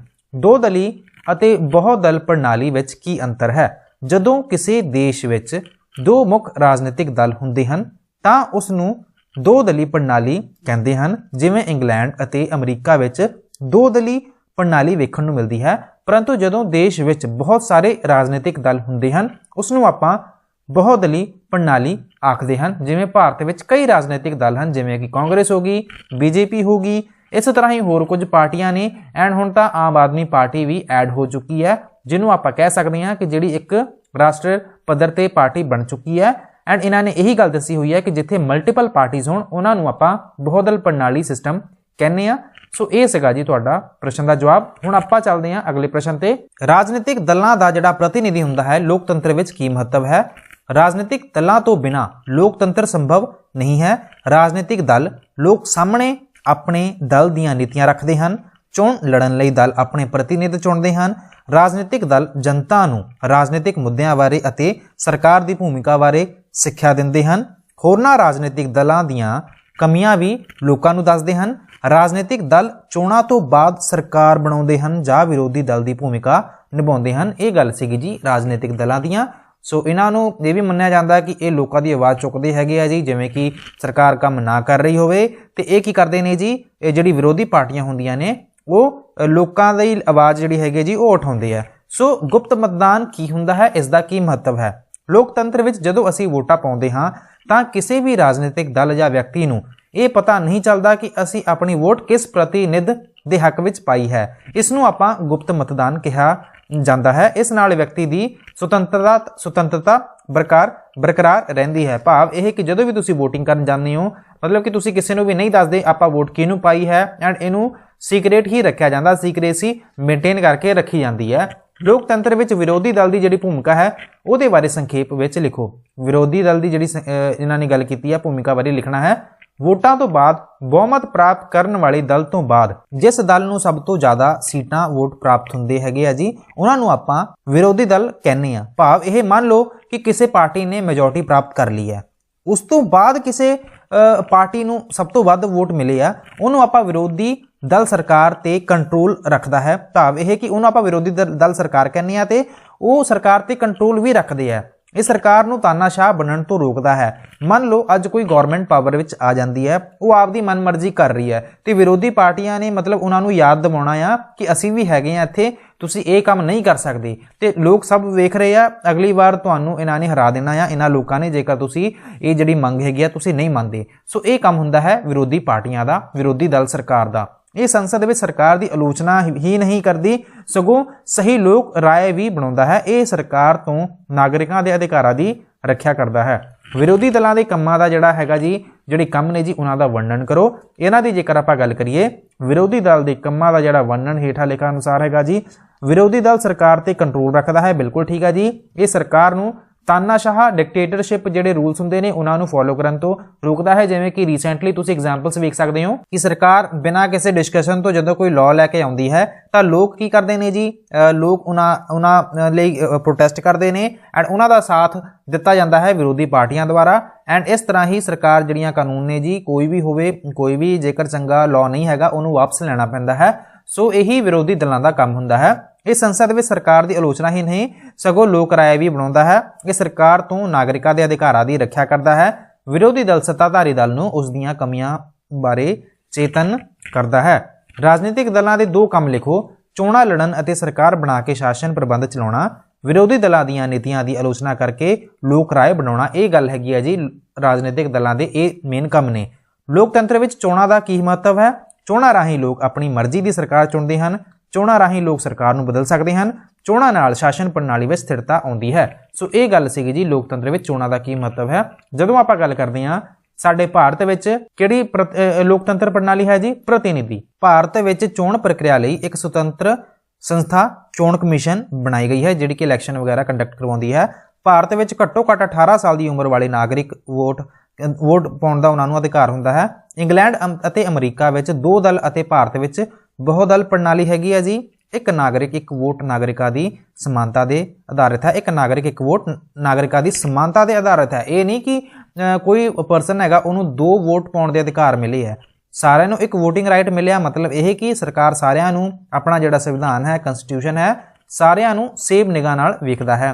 ਬਹੁ ਵਿਕਲਪੀ ਪ੍ਰਸ਼ਨਾਂ ਬਾਰੇ ਵੀ ਆਪਾਂ ਗੱਲ ਕਰ ਲੈਂਦੇ ਹਾਂ। ਭਾਰਤ ਵਿੱਚ ਬਾਲਗ ਹੋਣ ਦੀ ਉਮਰ ਕਿੰਨੀ ਹੈ ਜੀ? ਬਾਲਗ ਹੋਣ ਦੀ ਉਮਰ ਹੈਗੀ ਹੈ ਜੀ 18 ਸਾਲ। ਲੋਕ ਸਭਾ ਦੇ ਮੈਂਬਰਾਂ ਦੀ ਚੋਣ ਕਿੰਨੇ ਸਾਲਾਂ ਲਈ ਕੀਤੀ ਜਾਂਦੀ ਹੈ ਜੀ? ਲੋਕ ਸਭਾ ਦੇ ਜਿਹੜੇ ਮੈਂਬਰ ਹੁੰਦੇ ਨੇ ਉਹਨਾਂ ਦੀ ਜਿਹੜੀ ਚੋਣ ਹੈਗੀ ਆ ਉਹ ਕਿੰਨੇ ਸਾਲਾਂ ਲਈ ਕੀਤੀ ਜਾਂਦੀ ਹੈ? 5 ਸਾਲ ਲਈ। ਤੇ ਇਹੀ ਜਿਹੜੇ ਰਾਜ ਸਭਾ ਦੇ ਜਿਹੜੇ ਮੈਂਬਰ ਹੁੰਦੇ ਨੇ ਉਹਨਾਂ ਦੀ ਜਿਹੜੀ ਚੋਣ ਕੀਤੀ ਜਾਂਦੀ ਹੈ ਉਹ ਕਿੰਨੇ ਸਾਲਾਂ ਲਈ ਕੀਤੀ ਜਾਂਦੀ ਹੈ? ਰਾਜ ਸਭਾ ਦੇ ਮੈਂਬਰਾਂ ਦੀ ਜਿਹੜੀ ਕਹਿ ਸਕਦੇ ਆ ਕਿ ਉਹ 6 ਸਾਲਾਂ ਤੱਕ ਮਤਲਬ ਉਹਨਾਂ ਨੇ ਕੀ ਕਰਨਾ ਹੁੰਦਾ ਹੈ, ਉੱਥੇ ਬੈਠਣਾ ਹੁੰਦਾ ਹੈ। ਉਹਨਾਂ ਦਾ ਜਿਹੜਾ ਟੈਨਿਓਰ ਹੁੰਦਾ ਹੈ ਉਹ 6 ਸਾਲਾਂ ਵਿੱਚ ਦਾ ਵੇਖਣ ਨੂੰ ਮਿਲਦਾ ਹੈ। ਲੋਕ ਸਭਾ ਤੋਂ ਇੱਕ ਬਾਅਦ ਇਹਨਾਂ ਦਾ ਜੇਕਰ ਲੋਕ ਸਭਾ ਦਾ 5 ਹੈ ਤੇ ਰਾਜ ਸਭਾ ਦਾ 6 ਸਾਲਾਂ ਦਾ ਹੁੰਦਾ ਹੈ। ਇੰਡੀਅਨ ਨੈਸ਼ਨਲ ਕਾਂਗਰਸ ਪਾਰਟੀ ਦੀ ਸਥਾਪਨਾ ਕਦੋਂ ਹੋਈ ਸੀਗੀ ਜੀ? 1885 ਵਿੱਚ ਹੋਈ ਸੀਗੀ। ਅੱਗੇ ਵੇਖੋ ਜੀ, ਭਾਰਤ ਰਾਜ ਵਿੱਚ ਇਸ ਸਮੇਂ ਬਾਲਗ ਨਾਗਰਿਕ ਦੀ ਉਮਰ 18 ਸਾਲ। ਬਿਲਕੁਲ ਠੀਕ ਹੈ ਜੀ। ਭਾਰਤ ਵਿੱਚ ਦੋ ਦਲੀ ਰਾਜਨੀਤਿਕ ਦਲ ਪ੍ਰਣਾਲੀ ਹੈ। ਬਿਲਕੁਲ ਗਲਤ, ਕਿਉਂਕਿ ਆਪਣੇ ਭਾਰਤ ਵਿੱਚ ਬਹੁਦਲੀ ਰਾਜਨੀਤਿਕ ਦਲ ਪ੍ਰਣਾਲੀ ਹੈਗੀ ਆ। ਬਹੁਤ ਸਾਰੀ ਤੁਹਾਨੂੰ ਇੱਥੇ ਨੈਸ਼ਨਲ ਪਾਰਟੀਆਂ ਵੇਖਣ ਨੂੰ ਮਿਲਦੀਆਂ ਨੇ। ਵਿਰੋਧੀ ਦਲ ਸੰਸਦ ਵਿੱਚ ਸਰਕਾਰ ਦੀ ਆਲੋਚਨਾ ਹੀ ਨਹੀਂ ਕਰਦਾ ਸਗੋਂ ਲੋਕ ਰਾਏ ਵੀ ਬਣਾਉਂਦਾ ਹੈ। ਇਹ ਵੀ ਗੱਲ ਬਿਲਕੁਲ ਠੀਕ ਲਿਖੀ ਹੋਈ ਹੈ। ਤੇ ਆਪਾਂ ਚੱਲਦੇ ਹਾਂ ਜੀ ਅਗਲੇ ਪਾਠ ਦੇ ਉੱਤੇ। ਰਾਜ ਸਰਕਾਰ MLA ਚੁਣੇ ਜਾਣ ਲਈ ਕਿਹੜੀਆਂ ਦੋ ਯੋਗਤਾਵਾਂ ਜ਼ਰੂਰੀ ਹਨ? MLA ਚੁਣੇ ਜਾਣ ਲਈ ਜੇਕਰ ਤੁਸੀਂ ਚਾਹੁੰਦੇ ਹੋ ਕਿ ਤੁਸੀਂ MLA ਬਣਨਾ ਚਾਹੁੰਦੇ ਹੋ ਤੇ ਤੁਹਾਨੂੰ ਕੀ ਲੱਗਦਾ ਹੈ ਕਿ ਕਿਹੜੀਆਂ ਦੋ ਯੋਗਤਾਵਾਂ ਹੋਣੀਆਂ ਚਾਹੀਦੀਆਂ ਨੇ? ਪਹਿਲੀ ਗੱਲ ਤਾਂ ਉਹ ਭਾਰਤ ਦਾ ਨਾਗਰਿਕ ਹੋਵੇ ਤੇ ਉਸ ਦੀ ਉਮਰ 25 ਸਾਲ ਤੋਂ ਘੱਟ ਨਹੀਂ ਹੋਣੀ ਚਾਹੀਦੀ। ਫਿਰ ਤੁਸੀਂ MLA ਦੇ ਇਲੈਕਸ਼ਨ ਲੜ ਸਕਦੇ ਹੋ। ਰਾਜਪਾਲ ਨਿਯੁਕਤ ਕੀਤੇ ਜਾਣ ਲਈ ਕਿਹੜੀਆਂ ਯੋਗਤਾਵਾਂ ਜ਼ਰੂਰੀ ਹਨ? ਉਹ ਭਾਰਤ ਦਾ ਨਾਗਰਿਕ ਹੋਵੇ ਤੇ ਉਸ ਦੀ ਉਮਰ 35 ਸਾਲ ਤੋਂ ਘੱਟ ਨਹੀਂ ਹੋਣੀ ਚਾਹੀਦੀ। ਉਹ ਰਾਜ ਜਾਂ ਕੇਂਦਰੀ ਵਿਧਾਨ ਪਾਲਿਕਾ ਦਾ ਮੈਂਬਰ ਜਾਂ ਸਰਕਾਰੀ ਅਧਿਕਾਰੀ ਨਹੀਂ ਹੋਣਾ ਚਾਹੀਦਾ। ਰਾਜਪਾਲ ਕੌਣ ਹੁੰਦਾ ਹੈ ਜੀ? ਰਾਜਪਾਲ ਹੈਗੇ ਨੇ ਜੀ ਆਪਣੇ ਗਵਰਨਰ। ਪ੍ਰੈਜ਼ੈਂਟ ਵਿੱਚ ਪੰਜਾਬ ਦਾ ਰਾਜਪਾਲ ਕੌਣ ਹੈਗਾ ਜੀ? ਇਹ ਤੁਸੀਂ ਕਮੈਂਟ ਕਰਕੇ ਦੱਸਿਓ। ਕਿਸੇ ਸਰਕਾਰੀ ਵਿਭਾਗ ਦਾ ਕਾਰਜਕਾਰੀ ਮੁਖੀ ਕੌਣ ਹੁੰਦਾ ਹੈ? ਕਿਸੇ ਸਰਕਾਰੀ ਵਿਭਾਗ ਦਾ ਕਾਰਜਕਾਰੀ ਮੁਖੀ ਸਕੱਤਰ ਹੁੰਦਾ ਹੈ, ਸੈਕਟਰੀ ਹੁੰਦਾ ਹੈ। ਤੁਹਾਡੇ ਰਾਜ ਦਾ ਮੁੱਖ ਮੰਤਰੀ ਅਤੇ ਰਾਜਪਾਲ ਕੌਣ ਹੈਗਾ ਜੀ? ਜੇਕਰ ਆਪਾਂ ਅੱਜ ਦੇ ਟਾਈਮ ਦੀ ਗੱਲ ਕਰੀਏ, ਮੁੱਖ ਮੰਤਰੀ ਸ਼੍ਰੀ ਭਗਵੰਤ ਸਿੰਘ ਮਾਨ ਤੇ ਰਾਜਪਾਲ ਕੌਣ ਹੈਗੇ ਆ ਜੀ? ਚਲੋ ਹੁਣ ਮੈਂ ਤੁਹਾਨੂੰ ਕਮੈਂਟ ਕਰਨ ਲਈ ਕਿਹਾ ਸੀਗਾ ਬਟ ਇੱਥੇ ਤੁਹਾਨੂੰ ਆਨਸਰ ਵੀ ਮਿਲ ਗਿਆ। ਰਾਜਪਾਲ ਹੈਗੇ ਆ ਜੀ ਸ਼੍ਰੀ ਬਨਵਾਰੀ ਲਾਲ ਪੁਰੋਹਿਤ। ਰਾਜ ਦਾ ਕਾਰਜਕਾਰੀ ਅਧਿਕਾਰੀ ਕੌਣ ਹੁੰਦਾ ਹੈ? ਉਹ ਹੁੰਦਾ ਹੈ ਜੀ ਰਾਜਪਾਲ, ਗਵਰਨਰ। ਤੇ ਪ੍ਰੈਜ਼ੈਂਟ ਵਿੱਚ ਗਵਰਨਰ ਕੌਣ ਹੈਗੇ ਨੇ ਜੀ? ਸ਼੍ਰੀ ਬਨਵਾਰੀ ਲਾਲ ਪੁਰੋਹਿਤ। ਅੱਗੇ ਵੇਖੋ ਜੀ, ਰਾਜਪਾਲ ਦੇ ਕੰਮਾਂ ਬਾਰੇ ਦੱਸੋ। ਕੇਂਦਰ ਵਿੱਚ ਰਾਸ਼ਟਰਪਤੀ ਦੇ ਵਾਂਗ ਰਾਜਪਾਲ ਰਾਜ ਦਾ ਨਾਮ ਮਾਤਰ ਮੁਖੀਆ ਹੈ। ਰਾਜਪਾਲ ਦੇ ਕੰਮ ਹੇਠ ਲਿਖੇ ਹਨ। ਉਹ ਰਾਜ ਦਾ ਕਾਰਜਕਾਰੀ ਮੁਖੀ ਹੁੰਦਾ ਹੈ। ਰਾਜ ਦੇ ਸ਼ਾਸਨ ਉਸ ਦੇ ਨਾਂ ਤੇ ਚਲਾਇਆ ਜਾਂਦਾ ਹੈ। ਉਹ ਮੁੱਖ ਮੰਤਰੀ ਅਤੇ ਦੂਸਰੇ ਸਾਰੇ ਮੰਤਰੀਆਂ ਦੀ ਨਿਯੁਕਤੀ ਕਰਦਾ ਹੈ। ਉਹ ਰਾਜ ਦੇ ਹਾਈ ਕੋਰਟ ਦੇ ਜੱਜਾਂ ਦੀ ਨਿਯੁਕਤੀ ਸਮੇਂ ਰਾਸ਼ਟਰਪਤੀ ਨੂੰ ਸਲਾਹ ਵੀ ਦਿੰਦਾ ਹੈ। ਉਹ ਰਾਜ ਵਿਧਾਨ ਮੰਡਲ ਦੁਆਰਾ ਪਾਸ ਕੀਤੇ ਕਾਨੂੰਨਾਂ ਦੀ ਮਨਜ਼ੂਰੀ ਵੀ ਦਿੰਦਾ ਹੈਗਾ ਜੀ, ਜਿਹੜੇ ਵੀ ਕਾਨੂੰਨ ਪਾਸ ਹੁੰਦੇ ਨੇ। ਰਾਸ਼ਟਰਪਤੀ ਰਾਜ ਸਮੇਂ ਰਾਜਪਾਲ ਰਾਜ ਦਾ ਅਸਲ ਮੁਖੀ ਬਣ ਜਾਂਦਾ ਹੈ। ਰਾਜ ਦੇ ਮੁੱਖ ਮੰਤਰੀ ਦੀ ਗੱਲ ਕਰੀਏ ਆਪਾਂ, ਜੇਕਰ ਰਾਜ ਦੇ ਮੁੱਖ ਮੰਤਰੀ ਦੇ ਕੰਮਾਂ ਅਤੇ ਸ਼ਕਤੀਆਂ ਦਾ ਵਰਣਨ ਕਰੋ। ਮੁੱਖ ਮੰਤਰੀ ਰਾਜ ਦਾ ਅਸਲ ਮੁਖੀਆ ਹੁੰਦਾ ਹੈ। ਉਸ ਦੇ ਕੰਮਾਂ ਅਤੇ ਸ਼ਕਤੀਆਂ ਦਾ ਵਰਣਨ ਹੇਠ ਲਿਖੇ ਅਨੁਸਾਰ ਹੈਗਾ ਜੀ। ਮੁੱਖ ਮੰਤਰੀ ਆਪਣੀ ਸਹਾਇਤਾ ਲਈ ਮੰਤਰੀਆਂ ਦੀ ਨਿਯੁਕਤੀ ਕਰਦਾ ਹੈ, ਕੈਬਨਿਟ ਮਿਨਿਸਟਰੀ ਬਣਾਉਂਦਾ ਹੈ ਅਤੇ ਇਸ ਦੀ ਜਿਹੜੀ ਸੂਚੀ ਹੈਗੀ ਹੈ ਰਾਜਪਾਲ ਨੂੰ ਸੌਂਪਦਾ ਹੈ। ਰਾਜਪਾਲ ਉਹਨਾਂ ਨੂੰ ਹੀ ਮੰਤਰੀ ਨਿਯੁਕਤ ਕਰਦਾ ਹੈ। ਮੁੱਖ ਮੰਤਰੀ ਵੱਖ-ਵੱਖ ਮੰਤਰੀਆਂ ਵਿੱਚ ਵਿਭਾਗਾਂ ਦੀ ਵੰਡ ਕਰਦਾ ਹੈ। ਮੁੱਖ ਮੰਤਰੀ ਮੰਤਰੀ ਮੰਡਲ ਦੀਆਂ ਬੈਠਕਾਂ ਦੀ ਪ੍ਰਧਾਨਗੀ ਵੀ ਕਰਦਾ ਹੈ। ਮੁੱਖ ਮੰਤਰੀ ਕੇਂਦਰੀ ਸਰਕਾਰ ਪ੍ਰਤੀ ਜਵਾਬਦੇਹ ਹੁੰਦਾ ਹੈ ਅਤੇ ਇਸ ਲਈ ਉਹ ਕੇਂਦਰੀ ਸਰਕਾਰ ਨਾਲ ਚੰਗੇ ਸੰਬੰਧ ਬਣਾਉਣ ਦਾ ਯਤਨ ਕਰਦਾ ਹੈ। ਰਾਜ ਵਿਧਾਨ ਸਭਾ ਵਿਧਾਨ ਪ੍ਰੀਸ਼ਦ ਦੀ ਚੋਣ ਸੰਬੰਧੀ ਸੰਖੇਪ ਵਿੱਚ ਲਿਖੋ। ਭਾਰਤ ਦੇ ਕਈ ਰਾਜਾਂ ਵਿੱਚ 2 ਸਦਨੀ ਵਿਧਾਨ ਮੰਡਲ ਹੈ। ਵਿਧਾਨ ਪ੍ਰੀਸ਼ਦ ਰਾਜ ਦਾ ਉੱਪਰਲਾ ਸਦਨ ਹੁੰਦਾ ਹੈ ਜਿਸ ਦੇ ਮੈਂਬਰਾਂ ਦੀ ਚੋਣ ਅਸਿੱਧੇ ਢੰਗ ਨਾਲ ਕੀਤੀ ਜਾਂਦੀ ਹੈ। ਇਸ ਦਾ ਕਾਰਜਕਾਲ 6 ਸਾਲ ਦਾ ਹੁੰਦਾ ਹੈ। ਇਸ ਦੇ 1/3 ਜਿਹੜੇ 3 ਮੈਂਬਰ ਹੁੰਦੇ ਨੇ 1/3 ਮੈਂਬਰਸ ਹਰੇਕ 2 ਸਾਲਾਂ ਬਾਅਦ ਰਿਟਾਇਰ ਹੋ ਜਾਂਦੇ ਨੇ, ਜਿਹਦੇ ਕਰਕੇ ਆਪਾਂ ਕਹਿ ਸਕਦੇ ਹਾਂ ਕਿ ਜਿਹੜਾ ਰਾਜ ਸਭਾ ਹੈ ਜੀ ਉਹਦੇ ਵਿੱਚ ਕਦੇ ਵੀ ਉਹ ਵੇਕੈਂਟ ਨਹੀਂ ਹੁੰਦਾ। ਉਹਦਾ ਟੈਨਿਓਰ ਜਿਹੜਾ ਹੈਗਾ ਜੀ ਰਾਜ ਸਭਾ ਦਾ ਉਹ ਕਦੇ ਵੀ ਨਹੀਂ ਖਤਮ ਹੁੰਦਾ, ਕਿਉਂਕਿ ਹਰ 2 ਸਾਲ ਬਾਅਦ ਉੱਤੇ ਫਿਰ ਜਿਹੜੇ ਨਵੇਂ ਮੈਂਬਰ ਹੁੰਦੇ ਨੇ ਜੀ ਉਹ ਨਿਯੁਕਤ ਹੋ ਜਾਂਦੇ ਨੇ, ਭਾਵ ਕਿ ਇਲੈਕਟ ਹੋ ਜਾਂਦੇ ਨੇ। ਇਹ ਇੱਕ ਸਥਾਈ ਸਦਨ ਹੈ, ਪਰਮਾਨੈਂਟ ਸਦਨ ਆਪਾਂ ਇਹਨੂੰ ਕਹਿ ਦਿੰਦੇ ਹਾਂ ਜੀ। ਇਸ ਨੂੰ ਭੰਗ ਨਹੀਂ ਕੀਤਾ ਜਾ ਸਕਦਾ। ਰਾਜ ਦੇ ਪ੍ਰਬੰਧਕੀ ਕੰਮ ਕਿਹੜੇ-ਕਿਹੜੇ ਤੇ ਸਿਵਲ ਅਧਿਕਾਰੀ ਚਲਾਉਂਦੇ ਹਨ? ਰਾਜ ਦੇ ਪ੍ਰਬੰਧਕੀ ਕੰਮ ਕਿਹੜੇ-ਕਿਹੜੇ ਸਿਵਲ ਅਧਿਕਾਰੀ ਚਲਾਉਂਦੇ ਹਨ? ਸਿੱਖਿਆ, ਆਵਾਜਾਈ, ਸਿਹਤ ਅਤੇ ਸਫਾਈ ਆਦਿ ਰਾਜ ਦੇ ਮਹੱਤਵਪੂਰਨ ਵਿਭਾਗ ਹੁੰਦੇ ਹਨ। ਹਰੇਕ ਵਿਭਾਗ ਦਾ ਇੱਕ ਮੰਤਰੀ ਹੁੰਦਾ ਹੈ। ਮੰਤਰੀਆਂ ਦੀ ਸਹਾਇਤਾ ਲਈ ਸਰਕਾਰੀ ਅਧਿਕਾਰੀ ਹੁੰਦੇ ਹਨ। ਹਰੇਕ ਵਿਭਾਗ ਦਾ ਸਕੱਤਰ ਆਪਣੇ ਵਿਭਾਗ ਦਾ ਮੁਖੀ ਹੁੰਦਾ ਹੈ। ਸਕੱਤਰ ਦੇ ਦਫ਼ਤਰ ਨੂੰ ਸਕੱਤਰੇਤ ਕਿਹਾ ਜਾਂਦਾ ਹੈ। ਹਰੇਕ ਵਿਭਾਗ ਵਿੱਚ ਸਕੱਤਰ ਤੋਂ ਹੇਠਾਂ ਉਪ ਸਕੱਤਰ, ਅਧੀਨ ਸਕੱਤਰ, ਡਾਇਰੈਕਟਰ ਅਤੇ ਉਪ ਡਾਇਰੈਕਟਰ ਹੁੰਦੇ ਹਨ ਜੋ ਕਿ ਵਿਭਾਗੀ ਜ਼ਿੰਮੇਵਾਰੀਆਂ ਨਿਭਾਉਣ ਵਿੱਚ ਸਕੱਤਰ ਦੀ ਮਦਦ ਕਰਦੇ ਹਨ। ਸੜਕ ਹਾਦਸਿਆਂ ਦੇ ਕੋਈ 5 ਮੁੱਖ ਕਾਰਨ ਦੱਸੋ ਜੀ। ਸੋ ਤੇਜ਼ ਰਫ਼ਤਾਰ ਨਾਲ ਜੇਕਰ ਕੋਈ ਗੱਡੀ ਚਲਾਊਗਾ ਤੇ ਆਪਾਂ ਕੀ ਕਰਦੇ ਹਾਂ ਜੀ, ਧਿਆਨ ਨਹੀਂ ਦਿੰਦੇ, ਬੇਪਰਵਾਹ ਹੋ ਕੇ ਜਦੋਂ ਗੱਡੀਆਂ ਚਲਾਉਂਦੇ ਆ, ਇਹ ਵੀ ਇੱਕ ਮੁੱਖ ਕਾਰਨ ਹੈਗਾ ਜੀ, ਜਿਹਨੂੰ ਆਪਾਂ ਕਹਿ ਸਕਦੇ ਹਾਂ ਕਿ ਤੇਜ਼ ਰਫ਼ਤਾਰ ਨਾਲ ਗੱਡੀ ਚਲਾਉਣ ਕਰਕੇ ਵੀ ਸੜਕ ਹਾਦਸੇ ਹੋ ਜਾਂਦੇ ਨੇ। ਸਿਗਨਲ ਨੂੰ ਆਪਾਂ ਨਹੀਂ ਮੰਨਦੇ ਜੀ, ਆਪਣੇ ਕੋਲ ਡਰਾਈਵਿੰਗ ਲਾਇਸੈਂਸ ਨਹੀਂ ਹੁੰਦਾ ਫਿਰ ਵੀ ਆਪਾਂ ਗੱਡੀਆਂ ਚਲਾ ਰਹੇ ਹੁੰਦੇ ਆ, ਠੀਕ ਹੈ ਜੀ। ਕਈ ਵਾਰ ਆਪਾਂ ਇਸੇ ਤਰ੍ਹਾਂ ਹੀ ਕਈ ਵਾਰ ਸਿਗਨਲ ਨੂੰ ਫੋਲੋ ਨਹੀਂ ਕਰਦੇ, ਵਨ ਵੇ ਵਿੱਚ ਵੀ ਆਪਾਂ ਗੱਡੀਆਂ ਲੈ ਜਾਂਦੇ ਆ, ਹੈ ਨਾ। ਸੋ ਇਹ ਵੀ ਕੀ ਆ ਜੀ, ਇਹ ਵੀ ਕਹਿ ਸਕਦੇ ਹਾਂ ਕਿ ਸੜਕ ਹਾਦਸਿਆਂ ਦੇ ਕਾਰਨ ਹੈਗੇ ਆ। ਜੇਕਰ ਆਪਾਂ ਹੋਰ ਗੱਲ ਕਰੀਏ, ਵਾਹਨਾਂ ਨੂੰ ਵਧੇਰੇ ਸਮਾਨ ਜਾਂ ਸਵਾਰੀਆਂ ਨਾਲ ਲੱਦਣਾ। ਕਈ ਵਾਰ ਤੁਸੀਂ ਵੇਖਿਆ ਹੋਣਾ ਕਿਸੇ ਗੱਡੀ ਵਿੱਚ ਜਾਂ ਫਿਰ ਕਿਸੇ ਬੱਸ ਵਿੱਚ, ਕਿਸੇ ਹੋਰ ਵੀ ਵਾਹਨ ਵਿੱਚ ਜਿੰਨੀ ਉਹਦੀ ਕੈਪੈਸਿਟੀ ਹੁੰਦੀ ਹੈ ਉਹਦੇ ਨਾਲੋਂ ਵੱਧ ਜਿਹੜਾ ਸਮਾਨ ਹੈਗਾ ਜੀ ਉਹ ਲੱਦਿਆ ਹੁੰਦਾ ਹੈ, ਜਿਹਦੇ ਕਰਕੇ ਕਈ ਵਾਰ ਹਾਦਸੇ ਵੀ ਹੋ ਜਾਂਦੇ ਆ। ਛੋਟੀ ਉਮਰ ਦੇ ਬੱਚਿਆਂ ਨੂੰ ਵਾਹਨ ਚਲਾਉਣਾ, ਸੋ ਕਈ ਵਾਰ 18 ਸਾਲ ਤੋਂ ਘੱਟ ਉਮਰ ਦੇ ਬੱਚੇ ਬਿਨਾਂ ਡਰਾਈਵਿੰਗ ਲਾਇਸੈਂਸ ਤੋਂ ਵਾਹਨ ਚਲਾਉਣ ਲੱਗ ਪੈਂਦੇ ਆ ਜੀ। ਕਈ ਵਾਰ ਹਾਦਸਾ ਜਿਹੜਾ ਹੈਗਾ ਜੀ ਉਹਨਾਂ ਨਾਲ ਵੀ ਹੋ ਜਾਂਦਾ ਹੈ, ਕਿਉਂਕਿ ਕਈ ਵਾਰ ਉਹਨਾਂ ਨੂੰ ਪ੍ਰੋਪਰ ਵਹੀਕਲ ਚਲਾਉਣੇ ਨਹੀਂ ਆਉਂਦੇ ਐਂਡ ਕਈ ਵਾਰ ਕਹਿ ਸਕਦੇ ਆ ਜੀ ਦੁਰਘਟਨਾ ਹੋ ਜਾਂਦੀ ਆ। ਗਲਤ ਢੰਗ ਨਾਲ ਅੱਗੇ ਨਿਕਲਣਾ, ਕਈ ਵਾਰ ਓਵਰਟੇਕ ਕਰਨ ਲੱਗਿਆ ਵੀ ਗਲਤ ਢੰਗ ਨਾਲ ਗੱਡੀ ਚਲਾਉਣ ਦੀ ਕੋਸ਼ਿਸ਼ ਕਰਨ ਨਾਲ ਵੀ ਜਿਹੜੇ ਵਾਹਨ ਹੈਗੇ ਨੇ ਜੀ ਆਪਸ ਵਿੱਚ ਟਕਰਾ ਜਾਂਦੇ ਨੇ। ਅਜਿਹੇ ਹਾਦਸੇ ਪੈਦਲ ਚਾਲਕਾਂ ਲਈ ਵੀ ਬਹੁਤ ਖਤਰਨਾਕ ਹੁੰਦੇ ਹਨ। ਹੁਣ ਆਪਾਂ ਖਾਲੀ ਥਾਵਾਂ ਭਰੋ ਇਹ ਵੀ ਵੇਖ ਲੈਂਦੇ ਆ ਜੀ। ਵਿਧਾਨ ਸਭਾ ਦੇ ਮੈਂਬਰਾਂ ਦੀ ਜਿਹੜੀ ਵੱਧ ਤੋਂ ਵੱਧ ਜਿਹੜੀ ਗਿਣਤੀ ਹੁੰਦੀ ਹੈ ਜੀ ਉਹ ਕਿੰਨੀ ਹੁੰਦੀ ਹੈ? ਸੋ ਇਹਨਾਂ ਨੇ ਵਿਧਾਨ ਸਭਾ ਦੇ ਮੈਂਬਰਾਂ ਦੀ ਵੱਧ ਤੋਂ ਵੱਧ ਦੀ ਗਿਣਤੀ ਦੀ ਗੱਲ ਕੀਤੀ ਹੈ। ਵੱਧ ਤੋਂ ਵੱਧ ਹੁੰਦੀ ਹੈ ਜੀ 500। ਵਿਧਾਨ ਪ੍ਰੀਸ਼ਦ ਦੇ ਕਹਿ ਸਕਦੇ ਹਾਂ ਕਿ ਮੈਂਬਰਾਂ ਦੀ ਗਿਣਤੀ ਘੱਟੋ ਘੱਟ 60 ਹੋ ਸਕਦੀ ਹੈ। ਪੰਜਾਬ ਦੇ ਰਾਜਪਾਲ ਸ਼੍ਰੀ ਬਨਵਾਰੀ ਲਾਲ ਪੁਰੋਹਿਤ ਹੈਗੇ ਨੇ। ਪੰਜਾਬ ਵਿਧਾਨ ਪਾਲਿਕਾ ਇੱਕ ਸਦਨੀ ਹੈ। ਧਨ ਬਿੱਲ ਰਾਜ ਦੇ ਵਿਧਾਨ ਪਾਲਿਕਾ ਦੇ ਹੇਠਲੇ ਸਦਨ ਵਿੱਚੋਂ ਵੀ ਪੇਸ਼ ਕੀਤਾ ਜਾ ਸਕਦਾ ਹੈ। ਹੇਠਲੇ ਸਦਨ ਨੂੰ ਆਪਾਂ ਲੋਅਰ ਹਾਊਸ ਕਹਿੰਦੇ ਆ। ਐਂਡ ਕਿਸੇ ਵੀ ਬਿੱਲ ਦਾ ਕਾਨੂੰਨ ਬਣਨ ਲਈ ਅੰਤਿਮ ਪ੍ਰਵਾਨਗੀ ਰਾਜਪਾਲ ਦੁਆਰਾ ਦਿੱਤੀ ਜਾਂਦੀ ਹੈ। ਜਿਹੜੇ ਗਵਰਨਰ ਹੁੰਦੇ ਨੇ, ਰਾਜ ਵਿਧਾਨ ਪਾਲਿਕਾ ਦੇ ਹੇਠਲੇ ਸਦਨ ਦੀ ਸਭਾ ਦੀ ਪ੍ਰਧਾਨਗੀ ਸਪੀਕਰ ਕਰਦਾ ਹੈ। ਰਾਜਪਾਲ ਰਾਜ ਦਾ ਸੰਵਿਧਾਨਿਕ ਮੁਖੀ ਹੈ। ਮੰਤਰੀ ਪ੍ਰੀਸ਼ਦ ਦਾ ਜਿਹੜਾ ਕਾਰਜਕਾਲ ਹੈ ਜੀ ਉਹ 5 ਸਾਲ ਦਾ ਹੁੰਦਾ ਹੈ। ਵਿਧਾਨ ਪ੍ਰੀਸ਼ਦ ਦੇ 1/6 ਜਿਹੜੇ ਮੈਂਬਰ ਹੁੰਦੇ ਨੇ ਜੀ ਇਹ ਰਾਜਪਾਲ ਦੁਆਰਾ ਨਾਮਜ਼ਦ ਜਾਂ ਫਿਰ ਨੋਮੀਨੇਟ ਕੀਤੇ ਜਾਂਦੇ ਹੈਗੇ ਆ। ਅੱਗੇ ਵੇਖੋ ਜੀ, ਭਾਰਤ ਵਿੱਚ ਇੱਕ ਕੇਂਦਰੀ ਸਰਕਾਰ, 28 ਰਾਜ ਸਰਕਾਰਾਂ ਅਤੇ 8 ਸੰਘੀ ਖੇਤਰ ਹਨ। ਸੋ ਇਹ ਗੱਲ ਬਿਲਕੁਲ ਠੀਕ ਲਿਖੀ ਹੋਈ ਹੈ ਐਂਡ ਇਹ ਪ੍ਰਸ਼ਨ ਤੁਹਾਨੂੰ ਪੁੱਛਿਆ ਵੀ ਜਾ ਸਕਦਾ। ਭਾਰਤ ਵਿੱਚ ਇੱਕ ਕੇਂਦਰੀ ਸਰਕਾਰ, 28 ਰਾਜ ਸਰਕਾਰਾਂ ਅਤੇ 8 ਸੰਘੀ ਭਾਵ ਯੂਨੀਅਨ ਟੈਰੀਟਰੀਜ਼ ਤੁਹਾਨੂੰ ਵੇਖਣ ਨੂੰ ਮਿਲਦੀਆਂ ਨੇ। ਰਾਜ ਵਿਧਾਨ ਪਾਲਿਕਾ ਦੇ ਹੇਠਲੇ ਸਦਨ ਨੂੰ ਵਿਧਾਨ ਪ੍ਰੀਸ਼ਦ ਕਿਹਾ ਜਾਂਦਾ ਹੈ। ਸੋ ਇਹ ਗੱਲ ਇੱਥੇ ਗਲਤ ਲਿਖੀ ਹੋਈ ਹੈ ਜੀ, ਨਹੀਂ ਕਿਹਾ ਜਾਂਦਾ। ਸੋ ਆਪਸ਼ਨ ਨੰਬਰ ਇਹ ਗਲਤ ਹੈ ਜੀ। ਪੰਜਾਬ ਵਿਧਾਨ ਪਾਲਿਕਾ 2 ਸਦਨੀ ਹੈ ਜੀ, ਬਿਲਕੁਲ ਨਹੀਂ, ਆਪਣੇ ਇੱਕੋ ਸਦਨ ਵੇਖਣ ਨੂੰ ਮਿਲਦਾ ਹੈ। ਰਾਜ ਦੀ ਮੁੱਖ ਕਾਰਜਕਾਰੀ ਸ਼ਕਤੀ ਰਾਜਪਾਲ ਕੋਲ ਹੁੰਦੀ ਹੈ, ਬਿਲਕੁਲ ਨਹੀਂ। ਇਹ ਸਿਰਫ ਇੱਕ ਨਾਮ ਮਾਤਰ ਕਹਿ ਸਕਦੇ ਹਾਂ ਕਿ ਰਾਜਪਾਲ ਹੁੰਦੇ ਨੇ, ਜਿਵੇਂ ਕਿ ਆਪਣੇ ਦੇਸ਼ ਦੇ ਪ੍ਰੈਜ਼ੀਡੈਂਟ ਹੈਗੇ ਨੇ। ਮੇਨ ਪਾਵਰਸ ਹੁੰਦੀਆਂ ਨੇ ਜੀ ਕਿਹਦੇ ਕੋਲ? ਪ੍ਰਾਈਮ ਮਿਨਿਸਟਰ ਭਾਵ ਪ੍ਰਧਾਨ ਮੰਤਰੀ ਕੋਲ ਹੁੰਦੀਆਂ ਨੇ ਐਂਡ ਆਪਣੀਆਂ ਰਾਜ ਦੀਆਂ ਮੇਨ ਪਾਵਰਸ ਹੁੰਦੀਆਂ ਨੇ ਸੀਐਮ ਕੋਲ, ਜਿਵੇਂ ਕਿ ਸ਼੍ਰੀ ਭਗਵੰਤ ਸਿੰਘ ਮਾਨ ਕੋਲ ਸਾਰੀਆਂ ਪਾਵਰਸ ਨੇ, ਨਾ ਕਿ ਰਾਜਪਾਲ ਕੋਲ, ਬਟ ਫਿਰ ਵੀ ਰਾਜਪਾਲ ਦਾ ਅਪਰੂਵਲ ਲੈਣਾ ਪੈਂਦਾ ਹੈ। ਜਾਇਦਾਦ ਦਾ ਅਧਿਕਾਰ ਮੌਲਿਕ ਅਧਿਕਾਰ ਹੈ ਜੀ? ਬਿਲਕੁਲ ਨਹੀਂ, ਪਹਿਲਾਂ ਹੁੰਦਾ ਸੀਗਾ ਜੀ, ਬਟ ਬਾਅਦ ਵਿੱਚ ਇਹਦੇ ਵਿੱਚ ਤਬਦੀਲੀ ਲੈ ਆਂਦੀ ਸੀਗੀ। ਹੁਣ ਜਾਇਦਾਦ ਦਾ ਅਧਿਕਾਰ ਕੋਈ ਵੀ ਨਹੀਂ ਹੈਗਾ, ਮੌਲਿਕ ਅਧਿਕਾਰ ਨਹੀਂ ਹੈਗਾ ਜੀ। ਭਾਰਤ ਵਿੱਚ ਕਿੰਨੇ ਰਾਜ ਹਨ ਜੀ? ਭਾਰਤ ਵਿੱਚ ਤੁਹਾਨੂੰ 28 ਰਾਜ ਵੇਖਣ ਨੂੰ ਮਿਲਦੇ ਆ। ਪੰਜਾਬ ਵਿਧਾਨ ਸਭਾ ਵਿੱਚ ਮੈਂਬਰਾਂ ਦੀ ਕੁੱਲ ਗਿਣਤੀ ਕਿੰਨੀ ਹੈ ਜੀ? 117 ਹੈ। ਮੁੱਖ ਮੰਤਰੀ ਦੀ ਨਿਯੁਕਤੀ ਕਿਸ ਦੁਆਰਾ ਕੀਤੀ ਜਾਂਦੀ ਹੈ? ਰਾਜਪਾਲ ਦੁਆਰਾ ਕੀਤੀ ਜਾਂਦੀ ਹੈ।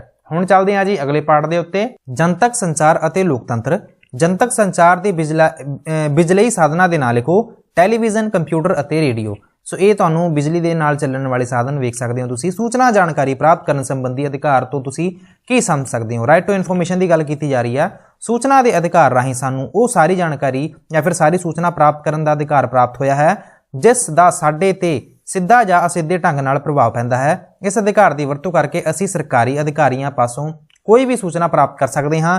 ਜੇ ਮੰਨ ਲਓ ਕਿਸੇ ਵੀ ਸਕੂਲ 'ਚ ਕਿਹੜੀ ਗ੍ਰਾਂਟ ਕਿੰਨੀ ਆਈ ਸੀਗੀ, ਕਿੰਨੀ ਖਰਚੀ ਗਈ, ਕਿੱਥੇ ਲਗਾਈ ਗਈ, ਇਹਦਾ ਜਿਹੜਾ ਸਾਰਾ ਲੇਖਾ ਜੋਖਾ ਹੈਗਾ ਜੇ ਤੁਸੀਂ ਆਰਟੀਆਈ ਤੋਂ ਪ੍ਰਾਪਤ ਕਰ ਸਕਦੇ ਹੋ। ਇਹਨੂੰ ਹੀ ਆਪਾਂ ਸੂਚਨਾ ਜਾਣਕਾਰੀ ਪ੍ਰਾਪਤ ਕਰਨ ਸੰਬੰਧੀ ਅਧਿਕਾਰ ਦਾ ਨਾਮ ਦਿੰਦੇ ਹਾਂ।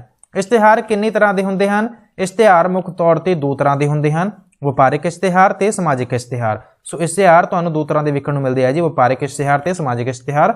ਇਸ਼ਤਿਹਾਰਬਾਜ਼ੀ ਦੇ ਕੀ ਮੁੱਖ ਉਦੇਸ਼ ਤੁਹਾਨੂੰ ਵੇਖਣ ਨੂੰ ਮਿਲਦੇ ਆ ਜੀ? ਇੱਥੇ ਇਸ਼ਤਿਹਾਰਬਾਜ਼ੀ ਦੇ ਮੁੱਖ ਉਦੇਸ਼ ਕੀ ਹਨ? ਕਿਸੇ ਵਸਤੂ ਦੀ ਉਪਲਬਧ ਹੋਣ ਬਾਰੇ ਵਿੱਚ ਸੂਚਨਾ ਦੇਣਾ ਐਂਡ ਇਹ ਜਾਣਕਾਰੀ ਦੇਣਾ ਹੈ ਕਿ ਵਸਤੂ ਨੂੰ ਕਿੱਥੋਂ ਖਰੀਦਣਾ ਅਤੇ ਕਿੱਥੋਂ ਵਰਤੋਂ ਵਿੱਚ ਲਿਆਉਣਾ ਹੈ। ਲੋਕਾਂ ਨੂੰ ਉਤਪਾਦ ਵਸਤੂ ਖਰੀਦਣ ਲਈ ਪ੍ਰੇਰਿਤ ਕਰਨਾ। ਸਮਾਜਿਕ ਇਸ਼ਤਿਹਾਰ ਤੋਂ ਕੀ ਭਾਵ ਹੈ ਜੀ? ਸਮਾਜ ਕਲਿਆਣ ਨਾਲ ਸੰਬੰਧਿਤ ਇਸ਼ਤਿਹਾਰ ਸਮਾਜਿਕ ਇਸ਼ਤਿਹਾਰ ਹੁੰਦੇ ਹਨ। ਇਹ ਇਸ਼ਤਿਹਾਰ ਸਾਨੂੰ ਵੱਖ-ਵੱਖ ਬਿਮਾਰੀਆਂ, ਕੁਦਰਤੀ ਆਫਤਾਂ ਅਤੇ ਸਮਾਜਿਕ ਬੁਰਾਈਆਂ ਪ੍ਰਤੀ ਸੁਚੇਤ ਕਰਦੇ ਹਨ। ਇਹ ਇਸ਼ਤਿਹਾਰ ਰਾਸ਼ਟਰੀ ਏਕਤਾ ਵਧਾਉਂਦੇ ਹਨ। ਸਮਾਜਿਕ ਇਸ਼ਤਿਹਾਰ ਸਮਾਜਿਕ ਬੁਰਾਈਆਂ ਦੂਰ ਕਰਨ ਲਈ ਕਾਫੀ ਲਾਭਦਾਇਕ ਹੁੰਦੇ ਹਨ। ਵਪਾਰਿਕ ਇਸ਼ਤਿਹਾਰਬਾਜ਼ੀ ਵਿੱਚ ਕੀ ਕੁਝ ਹੁੰਦਾ ਹੈ?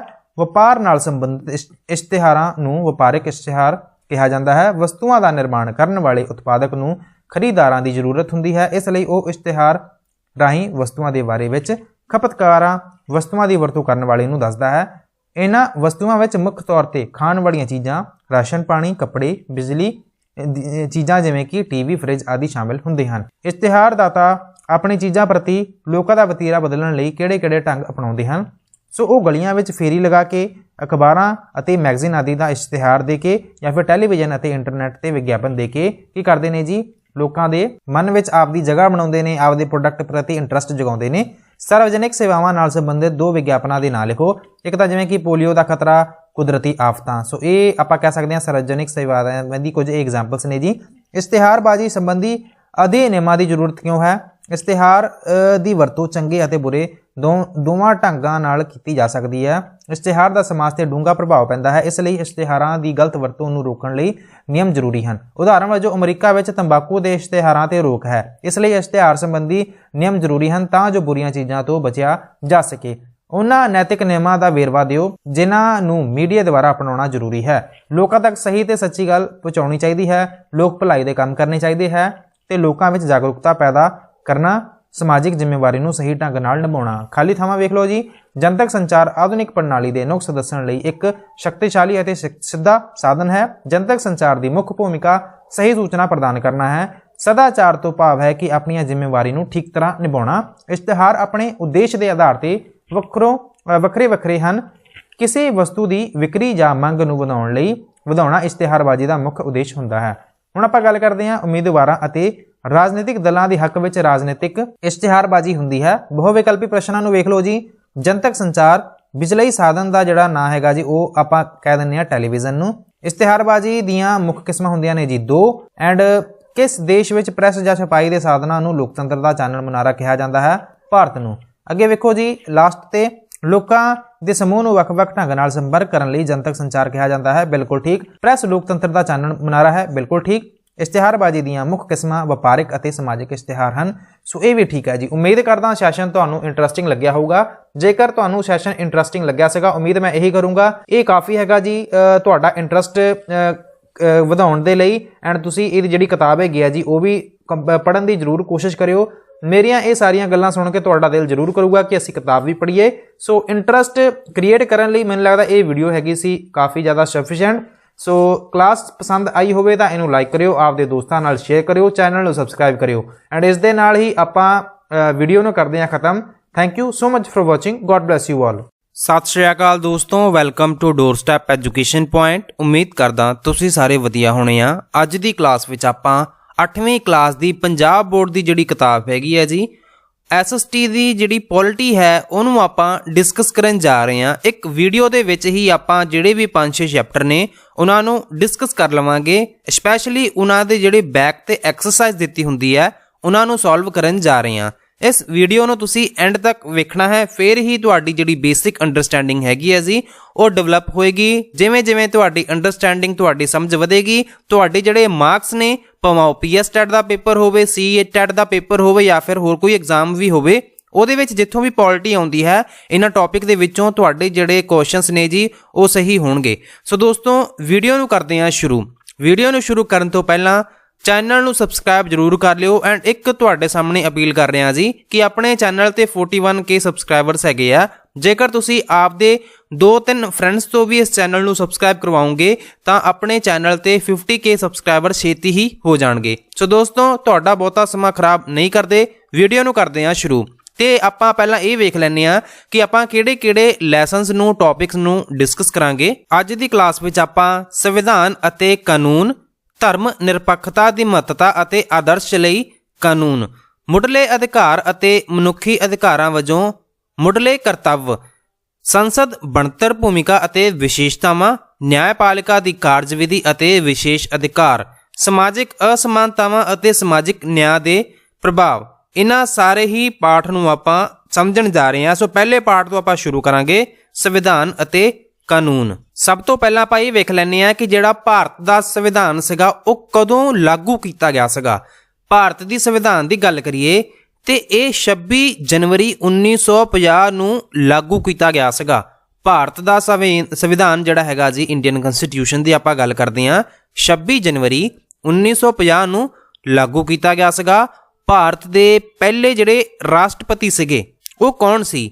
ਭਾਰਤ ਦੇ ਪਹਿਲੇ ਰਾਸ਼ਟਰਪਤੀ ਦੀ ਜੇਕਰ ਆਪਾਂ ਗੱਲ ਕਰੀਏ ਉਹਨਾਂ ਦਾ ਨਾਮ ਸੀਗਾ ਜੀ ਡਾਕਟਰ ਰਾਜਿੰਦਰ ਪ੍ਰਸਾਦ। ਕੀ ਨਾਮ ਸੀਗਾ ਜੀ? ਡਾਕਟਰ ਰਾਜਿੰਦਰ ਪ੍ਰਸਾਦ। ਹੁਣ ਇੱਕ ਕਾਨੂੰਨ ਬਣਾਇਆ ਗਿਆ ਸੀਗਾ ਡੌਰੀ ਤੋਂ ਸੰਬੰਧਿਤ, ਕਿ ਦਾਜ ਰੋਕੂ ਕਾਨੂੰਨ ਜਿਹੜਾ ਬਣਾਇਆ ਗਿਆ ਸੀਗਾ ਜੀ। ਵੈਸੇ ਤੁਹਾਨੂੰ ਪਤਾ ਹੈ ਕਿ ਇਹ ਆਪਣੇ ਸਮਾਜ ਦੀ ਕੁਰੀਤੀ ਹੈਗੀ ਆ। ਕੁਝ ਲੋਕ ਜਿਹੜੇ ਹੈਗੇ ਨੇ ਜੀ ਉਹ ਕੀ ਕਰਦੇ ਨੇ ਜੀ, ਜਦੋਂ ਵੀ ਕਿਸੇ ਫੀਮੇਲ ਦਾ ਵਿਆਹ ਹੁੰਦਾ ਹੈ ਤੇ ਉਹਨਾਂ ਤੋਂ ਕਾਫੀ ਜ਼ਿਆਦਾ ਦਾਜ ਦੀ ਮੰਗ ਕਰਦੇ ਨੇ। ਇਹ ਗੱਲਾਂ ਤੁਹਾਨੂੰ ਸਾਰਿਆਂ ਨੂੰ ਪਤਾ। ਬਟ ਇਸ ਤੋਂ ਸੰਬੰਧਿਤ 1961 ਵਿੱਚ ਕੀ ਬਣਾਇਆ ਗਿਆ ਸੀਗਾ ਜੀ? ਇੱਕ ਕਾਨੂੰਨ ਬਣਾਇਆ ਗਿਆ ਸੀ। ਕਦੋਂ ਬਣਾਇਆ ਗਿਆ ਸੀਗਾ? 1961 ਵਿੱਚ। ਤੇ ਅੱਜ ਕੱਲ੍ਹ ਵੀ ਕਾਨੂੰਨ ਹੈਗੇ ਆ, ਬਟ ਰਿਸ਼ਤੇ ਟੁੱਟ ਨਾ ਜਾਣ ਜਿਹਦੇ ਕਰਕੇ ਜਿਹੜੇ ਕੁੜੀ ਦੇ ਮਾਪਿਓ ਨੇ ਜੀ ਉਹ ਜਿਹੜਾ ਦਾਜ ਹੈਗਾ ਜੀ ਉਹ ਦੇਣ ਤੋਂ ਨਹੀਂ ਹਟਦੇ, ਉਹ ਦੇ ਦਿੰਦੇ ਨੇ ਕਿ ਕੱਲ੍ਹ ਨੂੰ ਕੋਈ ਰਿਸ਼ਤੇ ਵਿੱਚ ਪ੍ਰੋਬਲਮ ਨਾ ਆਵੇ। ਹਾਲਾਂਕਿ ਇਹ ਹੈਗੀ ਆ ਕੁਰੀਤੀ।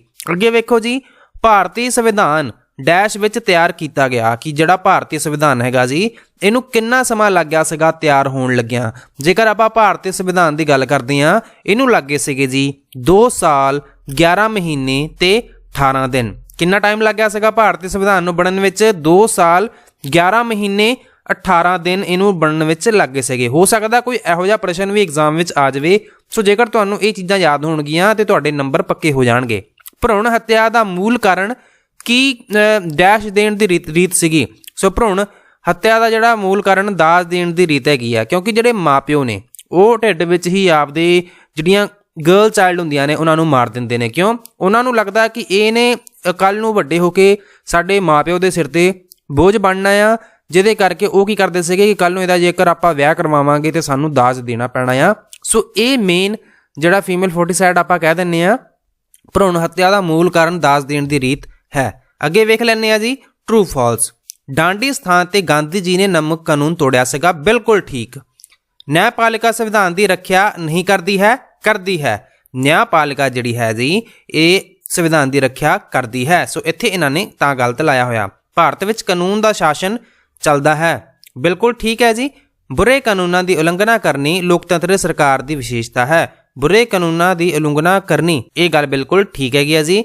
ਕਾਨੂੰਨ ਅਨਿਸ਼ਚਿਤ ਨਿਯਮ ਹੁੰਦੇ ਹਨ, ਇਹ ਗੱਲ ਇੱਥੇ ਗਲਤ ਲਿਖੀ ਹੋਈ ਹੈ ਜੀ। ਭਾਰਤ ਵਿੱਚ ਸੰਵਿਧਾਨ ਸਰਵਉੱਚ ਹੈ, ਇਹ ਗੱਲ ਬਿਲਕੁਲ ਠੀਕ ਹੈ। ਬਹੁਵਿਕਲਪੀ ਪ੍ਰਸ਼ਨ ਵੀ ਵੇਖ ਲਓ ਜੀ।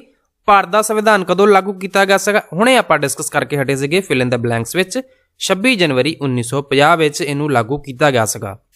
ਭਾਰਤੀ ਸੰਵਿਧਾਨ ਦੀ ਮਸੌਦਾ ਕਮੇਟੀ ਦੇ ਪ੍ਰਧਾਨ ਕੌਣ ਸੀਗੇ? ਕੌਣ ਪ੍ਰਧਾਨ ਸੀਗੇ ਜੀ? ਜੇਕਰ ਆਪਾਂ ਮਸੌਦਾ ਕਮੇਟੀ ਦੀ ਗੱਲ ਕਰਦੇ ਹਾਂ, ਉਹਨਾਂ ਦਾ ਨਾਮ ਸੀਗਾ ਜੀ doctor Bhim Rao Ambedkar is the right answer. ਹੇਠ ਲਿਖਿਆਂ ਵਿੱਚ ਭਾਰਤ 'ਚ ਕੌਣ ਸਰਵਉੱਚ ਹੈ? ਭਾਰਤ ਵਿੱਚ ਸਰਵਉੱਚ ਕੌਣ ਹੈਗਾ ਜੀ? ਨਿਆਂਪਾਲਿਕਾ। ਕੌਣ ਹੈਗਾ ਜੀ? ਨਿਆਂਪਾਲਿਕਾ ਕੀ ਹੈ ਜੀ? ਸਰਵਉੱਚ ਹੈ। So option number ED is the right answer. ਮਸੌਦਾ ਕਮੇਟੀ ਦੇ ਮੈਂਬਰਾਂ ਦੀ ਗਿਣਤੀ ਕਿੰਨੀ ਸੀਗੀ? ਮਸੌਦਾ ਕਮੇਟੀ ਦੇ ਮੈਂਬਰਾਂ ਦੀ ਗਿਣਤੀ ਦੀ ਜੇਕਰ ਆਪਾਂ ਗੱਲ ਕਰਦੇ ਹਾਂ, 7 ਮੈਂਬਰ ਤੁਹਾਨੂੰ ਵੇਖਣ ਨੂੰ ਉਦੋਂ ਮਿਲਦੇ ਸੀਗੇ।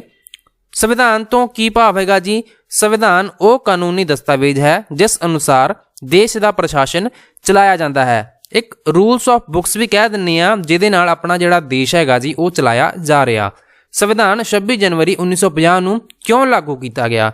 ਆਜ਼ਾਦੀ ਤੋਂ ਪਹਿਲਾਂ 26 ਜਨਵਰੀ 1930 ਦੀ ਜਦੋਂ ਆਪਾਂ ਗੱਲ ਕਰਦੇ ਹਾਂ, ਇਸ ਦਿਨ ਭਾਰਤ ਵਿੱਚ ਸੁਤੰਤਰਤਾ ਦਿਵਸ ਦੇ ਰੂਪ ਵਿੱਚ ਮਨਾਇਆ ਗਿਆ ਸੀ। ਮਤਲਬ ਕਾਫੀ ਟਾਈਮ ਪਹਿਲਾਂ ਹੀ, ਆਜ਼ਾਦੀ ਤੋਂ ਪਹਿਲਾਂ ਦੀ ਹੀ ਗੱਲ ਹੈਗੀ ਆ ਕਿ ਉਸ ਟਾਈਮ ਇਹਨਾਂ ਨੇ ਸੁਤੰਤਰਤਾ ਦਿਵਸ ਦੇ ਰੂਪ ਵਿੱਚ ਇਹ ਦਿਨ ਮਨਾਇਆ ਸੀਗਾ ਤੇ ਇਹਨਾਂ ਦੀ ਇੱਕ ਜ਼ਿੱਦ ਸੀਗੀ ਕਿ ਆਪਾਂ 26 ਜਨਵਰੀ 1950 ਵਿੱਚ ਹੀ ਇਹਨੂੰ ਲਾਗੂ ਕਰਾਂਗੇ, ਜਿਹਦੇ ਕਰਕੇ ਇਹਨਾਂ ਨੇ ਇਹ ਡੇਟ ਚੂਜ਼ ਕੀਤੀ ਸੀਗੀ। ਇਸ ਦਿਨ ਹੀ ਇਤਿਹਾਸਕ ਮਹੱਤਤਾ ਸਦਕਾ ਸੰਵਿਧਾਨ 26 ਜਨਵਰੀ 1950 ਨੂੰ ਲਾਗੂ ਕੀਤਾ ਗਿਆ। ਕਾਨੂੰਨ ਦੇ ਸ਼ਬਦੀ ਅਰਥ ਲਿਖੋ। ਕਾਨੂੰਨ ਅੰਗਰੇਜ਼ੀ ਭਾਸ਼ਾ ਦਾ ਸ਼ਬਦ ਹੈ। ਲਾਅ ਜਿਹਦਾ ਮਤਲਬ ਹੁੰਦਾ ਲਾਅ, ਪੰਜਾਬੀ ਅਨੁਵਾਦ ਹੈ। ਲਾਅ ਸ਼ਬਦ ਦੀ ਉਤਪਤੀ ਟਿਊਟੋਨਿਕ ਸ਼ਬਦ ਲੈਕ ਤੋਂ ਹੋਈ ਹੈ ਜਿਸ ਦਾ ਅਰਥ ਹੈ ਨਿਸ਼ਚਿਤ। ਇਸ ਲਈ ਕਾਨੂੰਨ ਸ਼ਬਦ ਦਾ ਅਰਥ ਕਿਸੇ ਵੀ ਨਿਸ਼ਚਿਤ ਨਿਯਮ ਤੋਂ ਹੈ। ਕਾਨੂੰਨ ਦੀ ਕੀ ਅਹਿਮੀਅਤ ਹੈ? ਕਾਨੂੰਨ ਦੀ ਅਹਿਮੀਅਤ ਦੀ ਜੇਕਰ ਆਪਾਂ ਗੱਲ ਕਰੀਏ, ਸਮਾਜ ਵਿੱਚ ਅਨੁਸ਼ਾਸਨ ਬਣਾਏ ਰੱਖਣ ਲਈ ਕਾਨੂੰਨ ਦੀ ਲੋੜ ਹੁੰਦੀ ਹੈ। ਸੰਸਥਾਵਾਂ ਨੂੰ ਨਿਯਮਿਤ ਕਰਨ ਲਈ ਵੀ ਕਾਨੂੰਨ ਦੀ ਲੋੜ ਪੈਂਦੀ ਹੈ। ਨਿਆਂਪਾਲਿਕਾ ਦੀ ਨਿਰਪੱਖਤਾ ਤੋਂ ਕੀ ਭਾਵ ਹੈ? ਨਿਆਂਪਾਲਿਕਾ ਕਿਸੇ ਵੀ ਵਿਅਕਤੀ ਵਿਸ਼ੇਸ਼ ਦਾ ਪੱਖ ਨਹੀਂ ਲੈਂਦੀਆਂ। ਸਾਰੇ ਵਿਅਕਤੀ ਕਾਨੂੰਨ ਸਾਹਮਣੇ ਕੀ ਹੈਗੇ ਨੇ ਜੀ? ਬਰਾਬਰ ਹੈਗੇ ਨੇ। ਮਹਾਤਮਾ ਗਾਂਧੀ ਜੀ ਦੁਆਰਾ ਅੰਦੋਲਨ ਕਦੋਂ ਕੀਤੇ ਗਏ? ਨਾ ਮਿਲ ਵਰਤਣ ਅੰਦੋਲਨ 1920 ਵਿੱਚ ਕੀਤਾ ਗਿਆ। ਇਹ ਗੱਲ ਤੁਸੀਂ ਬੜੇ ਹੀ ਧਿਆਨ ਨਾਲ ਯਾਦ ਕਰ ਲਿਓ, ਠੀਕ ਹੈ ਜੀ, ਕਿ ਮਹਾਤਮਾ ਗਾਂਧੀ ਜੀ ਦੁਆਰਾ ਅੰਦੋਲਨ ਕਦੋਂ ਕੀਤੇ ਗਏ ਸੀਗੇ। ਇੱਕ ਤਾਂ ਸੀਗਾ ਜੀ ਨਾ ਮਿਲ ਵਰਤਣ ਅੰਦੋਲਨ 1920 ਵਿੱਚ ਕੀਤਾ ਗਿਆ ਸੀਗਾ। ਸਿਵਲ ਨਾ ਫਰਮਾਨੀ ਅੰਦੋਲਨ ਇਹ ਕੀਤਾ ਗਿਆ ਸੀਗਾ ਜੀ 1930 ਵਿੱਚ। ਤੇ ਭਾਰਤ ਛੱਡੋ ਅੰਦੋਲਨ 1942 ਵਿੱਚ ਕੀਤਾ ਗਿਆ ਸੀਗਾ, ਜਦੋਂ ਗਾਂਧੀ ਨੇ ਕਹਿਤਾ ਸੀਗਾ ਕਰੋ ਜਾਂ ਮਰੋ ਦਾ ਨਾਰਾ ਮੇਨਲੀ ਉਦੋਂ ਹੀ ਦਿੱਤਾ ਗਿਆ ਸੀ। ਅੱਗੇ ਵੇਖੋ, ਸੰਵਿਧਾਨ ਦੀ ਸਰਵਉੱਚਤਾ ਤੋਂ ਕੀ ਭਾਵ ਹੈ? ਸੰਵਿਧਾਨ ਦੀ ਸਰਵਉੱਚਤਾ ਭਾਵ ਕਿ ਸੰਵਿਧਾਨ ਨੂੰ ਸਰਵਉੱਚ ਮੰਨਿਆ ਜਾਂਦਾ ਹੈ। ਸਾਡੀ ਸਰਕਾਰ ਵਿੱਚ ਅਹਿਮ ਅਹੁਦਿਆਂ ਤੇ ਨਿਯੁਕਤੀ ਤੋਂ ਪਹਿਲਾਂ ਸੰਵਿਧਾਨ ਦੀ ਸਰਵਉੱਚਤਾ ਅਤੇ ਸੰਵਿਧਾਨ ਨੂੰ ਮੰਨਣ ਦੀ ਸਹੁੰ ਚੁਕਾਈ ਜਾਂਦੀ ਹੈ। ਇਸ ਤਰ੍ਹਾਂ ਸੰਵਿਧਾਨ ਅਨੁਸਾਰ ਹੀ ਸਰਕਾਰੀ ਅਤੇ ਗੈਰ ਸਰਕਾਰੀ ਸੰਸਥਾਵਾਂ ਕੰਮ ਕਰਦੀਆਂ ਹਨ। ਭਾਰਤੀ ਸੰਵਿਧਾਨ ਦਾ ਜਿਹੜਾ ਨਿਰਮਾਣ ਹੈ ਕਿਵੇਂ ਹੋਇਆ? ਸੰਵਿਧਾਨ ਨੂੰ ਨਿਯਮਿਤ ਰੂਪ ਦੇਣ ਲਈ ਡਾਕਟਰ ਭੀਮ ਰਾਓ ਅੰਬੇਦਕਰ ਦੀ ਪ੍ਰਧਾਨਗੀ ਹੇਠ 7 ਮੈਂਬਰੀ ਕਮੇਟੀ ਬਣਾਈ ਗਈ। ਇਸ ਮਸੌਦਾ ਕਮੇਟੀ ਨੇ ਵੱਖ-ਵੱਖ ਦੇਸ਼ਾਂ ਦੇ ਸੰਵਿਧਾਨਾਂ ਦਾ ਅਧਿਐਨ ਕੀਤਾ। ਬਹੁਤ ਸਾਰੇ ਸਿਧਾਂਤ ਦੂਜੇ ਦੇਸ਼ਾਂ ਦੇ ਸੰਵਿਧਾਨਾਂ ਤੋਂ ਲਏ ਗਏ ਹਨ। ਇਸ ਸੰਵਿਧਾਨ ਸਭਾ ਦੇ ਕੁੱਲ 11 ਸਮਾਗਮ ਹੋਏ। ਸੰਵਿਧਾਨ 2 ਸਾਲ 11 ਮਹੀਨੇ ਅਤੇ 18 ਦਿਨਾਂ ਵਿੱਚ ਤਿਆਰ ਕੀਤਾ ਗਿਆ ਸੀਗਾ। ਭਾਰਤ ਵਿੱਚ ਨਿਆਂਪਾਲਿਕਾ ਨੂੰ ਸੁਤੰਤਰ ਅਤੇ ਨਿਰਪੱਖ ਕਿਵੇਂ ਬਣਾਇਆ ਗਿਆ ਹੈ? ਨਿਆਂਪਾਲਿਕਾ ਨੂੰ ਨਿਰਪੱਖ ਅਤੇ ਆਜ਼ਾਦ ਬਣਾਉਣ ਲਈ ਸੰਵਿਧਾਨ ਰਾਹੀਂ ਕਈ ਕਦਮ ਚੁੱਕੇ ਗਏ ਹਨ। ਮਿਸਾਲ ਵਜੋਂ ਜੱਜਾਂ ਦੀ ਨਿਯੁਕਤੀ, ਤਨਖਾਹ, ਭੱਤੇ, ਕਾਰਜਕਾਲ ਆਦਿ ਬਾਕੀ ਕਰਮਚਾਰੀਆਂ ਤੋਂ ਵੱਖ ਕੀਤੇ ਗਏ ਹਨ। ਗਾਂਧੀ ਜੀ ਨੇ ਅੰਗਰੇਜ਼ਾਂ ਖਿਲਾਫ ਕਿਹੜੇ ਅੰਦੋਲਨ ਚਲਾਏ? ਗਾਂਧੀ ਜੀ ਨੇ ਨਾ ਮਿਲ ਵਰਤਣ ਅੰਦੋਲਨ ਚਲਾਇਆ ਸੀਗਾ 1920 ਵਿੱਚ। ਹਾਲਾਂਕਿ ਇਹ ਕੁਐਸਚਨ ਰਿਪੀਟ ਹੋ ਗਿਆ, ਬਟ ਐਨੀਵੇ। ਸਿਵਲ ਨਾਫਰਮਾਨੀ ਅੰਦੋਲਨ 1930 ਵਿੱਚ। ਭਾਰਤ ਛੱਡੋ ਅੰਦੋਲਨ 1942 ਵਿੱਚ। ਸ਼ਰਾਬਬੰਦੀ ਤੋਂ ਕੀ ਭਾਵ ਹੈ ਅਤੇ ਇਸ ਨੂੰ ਕਿਵੇਂ ਲਾਗੂ ਕਰਨਾ ਚਾਹੀਦਾ ਹੈ? ਸ਼ਰਾਬਬੰਦੀ ਤੋਂ ਭਾਵ ਸ਼ਰਾਬ ਵੇਚਣ ਅਤੇ ਪੀਣ ਤੇ ਕਾਨੂੰਨ ਅਨੁਸਾਰ ਮੁਕੰਮਲ ਪਾਬੰਦੀ ਤੋਂ ਹੈ। ਸ਼ਰਾਬਬੰਦੀ ਨੂੰ ਕਾਨੂੰਨ ਬਣਾ ਕੇ ਲਾਗੂ ਕਰਨਾ ਚਾਹੀਦਾ ਹੈ। ਜਿਵੇਂ ਕਿ ਬਿਹਾਰ ਵਿੱਚ ਵੀ ਤੁਹਾਨੂੰ ਇਹ ਕਾਨੂੰਨ ਵੇਖਣ ਨੂੰ ਮਿਲਦਾ ਹੈ। ਹਾਲਾਂਕਿ ਇਲੀਗਲ ਤਰੀਕੇ ਨਾਲ ਸਭ ਤੋਂ ਵੱਧ ਜਿਹੜੀ ਖਪਤ ਹੈਗੀ ਆ ਉੱਥੇ ਹੀ ਕੀਤੀ ਜਾਂਦੀ ਹੈ, ਬਟ ਸ਼ਰਾਬਬੰਦੀ ਤੋਂ ਇਹ ਭਾਵ ਹੈਗਾ ਜੀ। ਤੇ ਆਪਾਂ ਚੱਲਦੇ ਹਾਂ ਜੀ ਅਗਲੇ ਪਾਠ ਦੇ ਉੱਤੇ। ਧਰਮ ਨਿਰਪੱਖਤਾ ਦੀ ਮਹੱਤਤਾ ਅਤੇ ਆਦਰਸ਼ ਲਈ ਕਾਨੂੰਨ, ਜਿਹਦੇ ਵਿੱਚ ਆਪਾਂ ਫਿਲ ਇਨ ਦ ਬਲੈਂਕਸ ਨੂੰ ਪਹਿਲਾਂ ਵੇਖ ਲੈਂਦੇ ਹਾਂ ਤੇ ਸਹੀ ਗਲਤ ਨੂੰ ਵੇਖ ਲਈਏ ਇੱਕ ਵਾਰ। ਪ੍ਰਸਤਾਵਨਾ ਕੀ ਹੁੰਦੀ ਹੈ ਜੀ? ਪ੍ਰੀਐਮਬਲ ਨੂੰ ਗੱਲ ਕਰਦੇ ਹਾਂ। ਤੁਹਾਨੂੰ ਪਤਾ ਹੀ ਹੋਊਗਾ ਵੀ ਦ ਪੀਪਲ ਆਫ ਇੰਡੀਆ ਤੋਂ ਸ਼ੁਰੂ ਹੁੰਦੀ ਹੈ, ਜਿਵੇਂ ਕਿ ਪ੍ਰੀਐਮਬਲ ਦੀ ਜਦੋਂ ਵੀ ਆਪਾਂ ਗੱਲ ਕਰਦੇ ਹਾਂ। ਸੋ ਪ੍ਰਸਤਾਵਨਾ ਨੂੰ ਸੰਵਿਧਾਨ ਦੀ ਕੁੰਜੀ ਵੀ ਕਿਹਾ ਜਾਂਦਾ ਹੈ। ਭਾਰਤੀ ਸੰਵਿਧਾਨ ਦੇ ਅਨੁਛੇਦ 14 ਤੋਂ 32 ਤੱਕ ਜਿਹੜੇ ਅਧਿਕਾਰ ਨੇ, ਠੀਕ ਹੈ ਜੀ, ਉਹ ਦਰਜ ਹੈਗੇ ਨੇ ਜਿਹੜੇ ਕਿ ਤੁਹਾਨੂੰ 14 ਤੋਂ 32 ਤੱਕ ਵੇਖਣ ਨੂੰ ਮਿਲਦੇ ਆ। ਸੰਵਿਧਾਨ ਦੀ 42ਵੀਂ ਸ਼ੋਧ ਰਾਹੀਂ ਪ੍ਰਸਤਾਵਨਾ ਵਿੱਚ ਸਮਾਜਵਾਦੀ ਤੇ ਧਰਮ ਨਿਰਪੱਖ ਸੋਸ਼ਲਿਜ਼ਮ ਜਾਂ ਸੋਸ਼ਲਿਸਟ ਕਹਿ ਸਕਦੇ ਆ ਜੀ, ਸੋਸ਼ਲਿਸਟ ਤੇ ਸੈਕੂਲਰ ਜਿਹੜਾ ਵਰਡ ਹੈਗਾ ਜੀ, ਇਹ ਮੇਨ ਵਰਡ ਐਡ ਕੀਤੇ ਗਏ ਸੀਗੇ and integrative word we add ਕੀਤਾ ਗਿਆ ਸੀਗਾ। ਸਮਾਜਵਾਦੀ ਅਤੇ ਧਰਮ ਨਿਰਪੱਖ ਸ਼ਬਦ ਜਿਹੜੇ ਸੀਗੇ 42nd ਅਮੈਂਡਮੈਂਟ ਵਿੱਚ ਸੰਵਿਧਾਨ ਦੀ ਪ੍ਰੀਐਂਬਲ ਦੀ ਜਦੋਂ ਵੀ ਆਪਾਂ ਗੱਲ ਕਰਦੇ ਹਾਂ, ਸੋ ਇਹ ਦੋ ਵਰਡ ਜਿਹੜੇ ਹੈਗੇ ਸੀ ਜੀ ਐਡ ਕੀਤੇ ਗਏ ਸੀਗੇ। ਸੋ ਹੁਣ ਆਪਾਂ ਵੇਖਦੇ ਹਾਂ ਸਾਰੇ ਧਰਮਾਂ ਨੂੰ ਡੈਸ਼ ਸਮਝਣਾ ਚਾਹੀਦਾ ਹੈ, ਬਿਲਕੁਲ ਜੀ ਬਰਾਬਰ ਸਮਝਣਾ ਚਾਹੀਦਾ ਹੈ। ਸਹੀ ਗੱਲ ਤੁਹਾਨੂੰ ਵੇਖ ਲੈਂਦੇ ਹਾਂ। ਪ੍ਰਸਤਾਵਨਾ ਦਾ ਜਿਹੜਾ ਆਰੰਭ ਹੈਗਾ ਜੀ ਅਸੀਂ ਭਾਰਤ ਦੇ ਲੋਕ ਸ਼ਬਦਾਂ ਨਾਲ ਹੁੰਦਾ ਹੈ, ਬਿਲਕੁਲ ਠੀਕ, ਵੀ ਦ ਪੀਪਲ ਆਫ ਇੰਡੀਆ ਤੋਂ ਹੀ ਸ਼ੁਰੂ ਹੁੰਦਾ ਹੈ।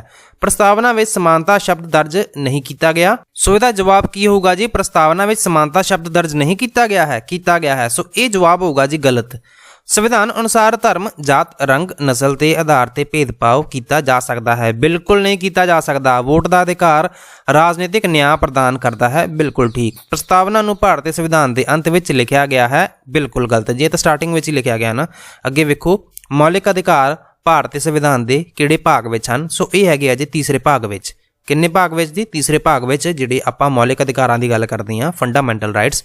ਆਦਰਸ਼ਾਂ ਲਈ ਕਾਨੂੰਨ ਕਿੱਥੇ ਦਰਜ ਹੈ? ਭਾਰਤੀ ਸੰਵਿਧਾਨ ਵਿੱਚ ਦਰਜ ਹੈਗਾ ਜੀ। ਅੱਗੇ ਵੇਖੋ ਸੰਵਿਧਾਨ ਦੇ ਕਿਹੜੇ ਅਨੁਛੇਦ 'ਚ ਭਾਰਤੀ ਨਾਗਰਿਕਾਂ ਨੂੰ 6 ਸੁਤੰਤਰਤਾਵਾਂ ਦਿੱਤੀਆਂ ਗਈਆਂ ਹਨ?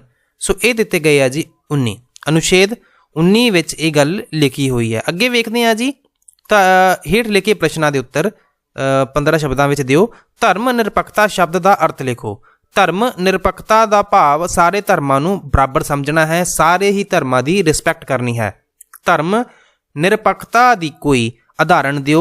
ਧਰਮ ਨਿਰਪੱਖਤਾ ਦੀ ਵੱਡੀ ਉਦਾਹਰਣ ਇਹ ਹੈ ਕਿ ਸਾਡੇ ਦੇਸ਼ ਦੇ ਰਾਸ਼ਟਰਪਤੀ ਅਤੇ ਪ੍ਰਧਾਨ ਮੰਤਰੀ ਵੱਖ-ਵੱਖ ਧਰਮਾਂ ਦੇ ਰਹੇ ਹਨ। ਇਸੇ ਤਰ੍ਹਾਂ ਹੀ ਹੋਰ ਸੰਵਿਧਾਨਿਕ ਅਹੁਦਿਆਂ ਤੇ ਵੀ ਸਾਰੇ ਧਰਮਾਂ ਦੇ ਲੋਕ ਰਹੇ ਹਨ। ਸੰਵਿਧਾਨ ਵਿੱਚ ਸ਼ਾਮਿਲ ਆਦਰਸ਼ਾਂ ਤੋਂ ਕੀ ਭਾਵ ਹੈਗਾ ਜੀ? ਭਾਰਤੀ ਸੰਵਿਧਾਨ ਵਿੱਚ ਸ਼ਾਮਿਲ ਰਾਜ ਦੇ ਆਦਰਸ਼ ਸੰਪੂਰਨ ਪ੍ਰਭੂਸੱਤਾ ਸੰਪੰਨ, ਧਰਮ ਨਿਰਪੱਖਤਾ, ਸਭ ਨੂੰ ਬਰਾਬਰ ਨਿਆਂ, ਸੁਤੰਤਰਤਾ, ਸਮਾਨਤਾ, ਭਾਈਚਾਰਾ, ਰਾਸ਼ਟਰ ਦੀ ਏਕਤਾ ਅਤੇ ਅਖੰਡਤਾ, ਗਣਰਾਜ ਆਦਿ ਸ਼ਾਮਿਲ ਕੀਤੇ ਗਏ ਹਨ। ਇਹਨਾਂ ਆਦਰਸ਼ਾਂ ਨੂੰ ਕਾਨੂੰਨੀ ਰੂਪ ਦਿੱਤਾ ਗਿਆ ਹੈ। ਸੋ ਇਹ ਮੇਨ ਗੱਲ ਸੀਗੀ ਆਦਰਸ਼ਾਂ ਦੀ। ਅੱਗੇ ਵੇਖੋ ਜੀ, ਪ੍ਰਸਤਾਵਨਾ ਵਿੱਚ ਦਰਜ ਆਦਰਸ਼ਾਂ ਨੂੰ ਕਿਵੇਂ ਪੂਰਾ ਕੀਤਾ ਗਿਆ ਹੈ?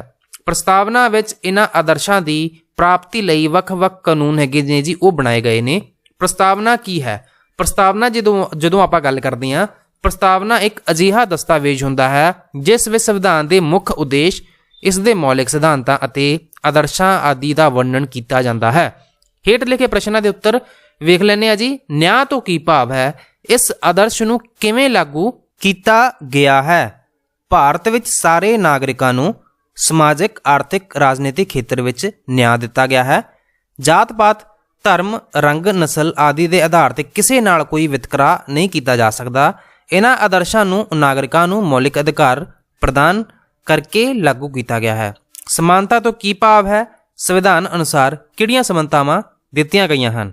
ਸੰਵਿਧਾਨ ਦੇ ਅਨੁਛੇਦ 14 ਤੋਂ 18 ਤੱਕ ਵੱਖ-ਵੱਖ ਖੇਤਰਾਂ ਵਿੱਚ ਸਮਾਨਤਾ ਦਿੱਤੀ ਗਈ ਹੈ। ਕਾਨੂੰਨ ਦੇ ਸਾਹਮਣੇ ਸਾਰੇ ਲੋਕ ਸਮਾਨ ਹਨ। ਛੂਤ-ਛਾਤ ਨੂੰ ਸਮਾਪਤ ਕਰ ਦਿੱਤਾ ਗਿਆ ਹੈ। ਕਿਸੇ ਵਿਸ਼ੇਸ਼ ਧਰਮ, ਜਾਤ, ਰੰਗ ਜਾਂ ਨਸਲ ਨੂੰ ਕੋਈ ਵਿਸ਼ੇਸ਼ ਅਧਿਕਾਰ ਪ੍ਰਾਪਤ ਨਹੀਂ ਹੈ। ਸੰਵਿਧਾਨ ਦੀ ਪ੍ਰਸਤਾਵਨਾ ਦੀ ਕੀ ਮਹੱਤਤਾ ਹੈ? ਪ੍ਰਸਤਾਵਨਾ ਵਿੱਚ ਸੰਵਿਧਾਨ ਦੇ ਮੁੱਖ ਉਦੇਸ਼ ਅਤੇ ਮੌਲਿਕ ਅਧਿਕਾਰ ਦਾ ਵਰਣਨ ਕੀਤਾ ਗਿਆ ਹੈ। ਇਹ ਭਾਰਤੀ ਸੰਵਿਧਾਨ ਨੂੰ ਮੂਲ ਢਾਂਚਾ ਪ੍ਰਦਾਨ ਕਰਦੀ ਹੈ। ਇਹ ਸੰਵਿਧਾਨ ਨਿਰਮਾਤਾਵਾਂ ਦੇ ਮਨਾਂ ਦੀ ਕੁੰਜੀ ਹੈ। ਰਾਸ਼ਟਰੀ ਏਕਤਾ ਅਤੇ ਅਖੰਡਤਾ ਤੋਂ ਕੀ ਭਾਵ ਹੈ ਕਿ ਅਸੀਂ ਇਸ ਉਦੇਸ਼ ਨੂੰ ਪੂਰਾ ਕਰ ਸਕੇ ਹਾਂ। 42nd ਜਿਹੜੀ ਕਿ 42ਵੀਂ ਸ਼ੋਧ ਅਨੁਸਾਰ ਸੰਵਿਧਾਨ ਦੀ ਪ੍ਰਸਤਾਵਨਾ ਵਿੱਚ ਅਖੰਡਤਾ ਅਤੇ ਏਕਤਾ ਸ਼ਬਦਾਂ ਨੂੰ ਸ਼ਾਮਿਲ ਕੀਤਾ ਗਿਆ ਹੈ। ਇਸ ਤੋਂ ਭਾਵ ਹੈ ਕਿ ਭਾਰਤ ਵਿੱਚ ਵੱਖ-ਵੱਖ ਜਾਤਾਂ, ਧਰਮਾਂ, ਨਸਲਾਂ ਅਤੇ ਜਾਤੀਆਂ ਦੇ ਲੋਕ ਵਸਦੇ ਹੋਣ ਦੇ ਬਾਵਜੂਦ ਉਹ ਸਮੁੱਚੇ ਤੌਰ ਤੇ ਇੱਕ ਹੀ ਰਾਸ਼ਟਰ ਦਾ ਨਿਰਮਾਣ ਕਰਦੇ ਹਨ। ਸਮਾਜਿਕ, ਆਰਥਿਕ ਅਤੇ ਰਾਜਨੀਤਿਕ ਨਿਆਂ ਤੋਂ ਕੀ ਭਾਵ ਹੈ? ਸਮਾਜਿਕ ਨਿਆਂ ਜਾਤ-ਪਾਤ, ਧਰਮ, ਰੰਗ, ਨਸਲ ਆਦਿ ਦੇ ਆਧਾਰ ਤੇ ਕਿਸੇ ਨਾਲ ਕੋਈ ਵਿਤਕਰਾ ਨਹੀਂ ਕੀਤਾ ਜਾ ਸਕਦਾ। ਵਿਤਕਰਾ ਦੀ ਆਪਾਂ ਗੱਲ ਕਰਦੇ ਹਾਂ ਭੇਦਭਾਵ। ਆਰਥਿਕ ਨਿਆਂ ਦੀ ਗੱਲ ਕਰਦੇ ਹਾਂ ਤੇ ਆਪਣੀ ਆਜੀਵਿਕਾ ਕਮਾਉਣ ਲਈ ਹਰੇਕ ਵਿਅਕਤੀ ਨੂੰ ਕੰਮ ਦੇ ਬਰਾਬਰ ਮੌਕੇ ਦਿੱਤੇ ਜਾਂਦੇ ਹਨ।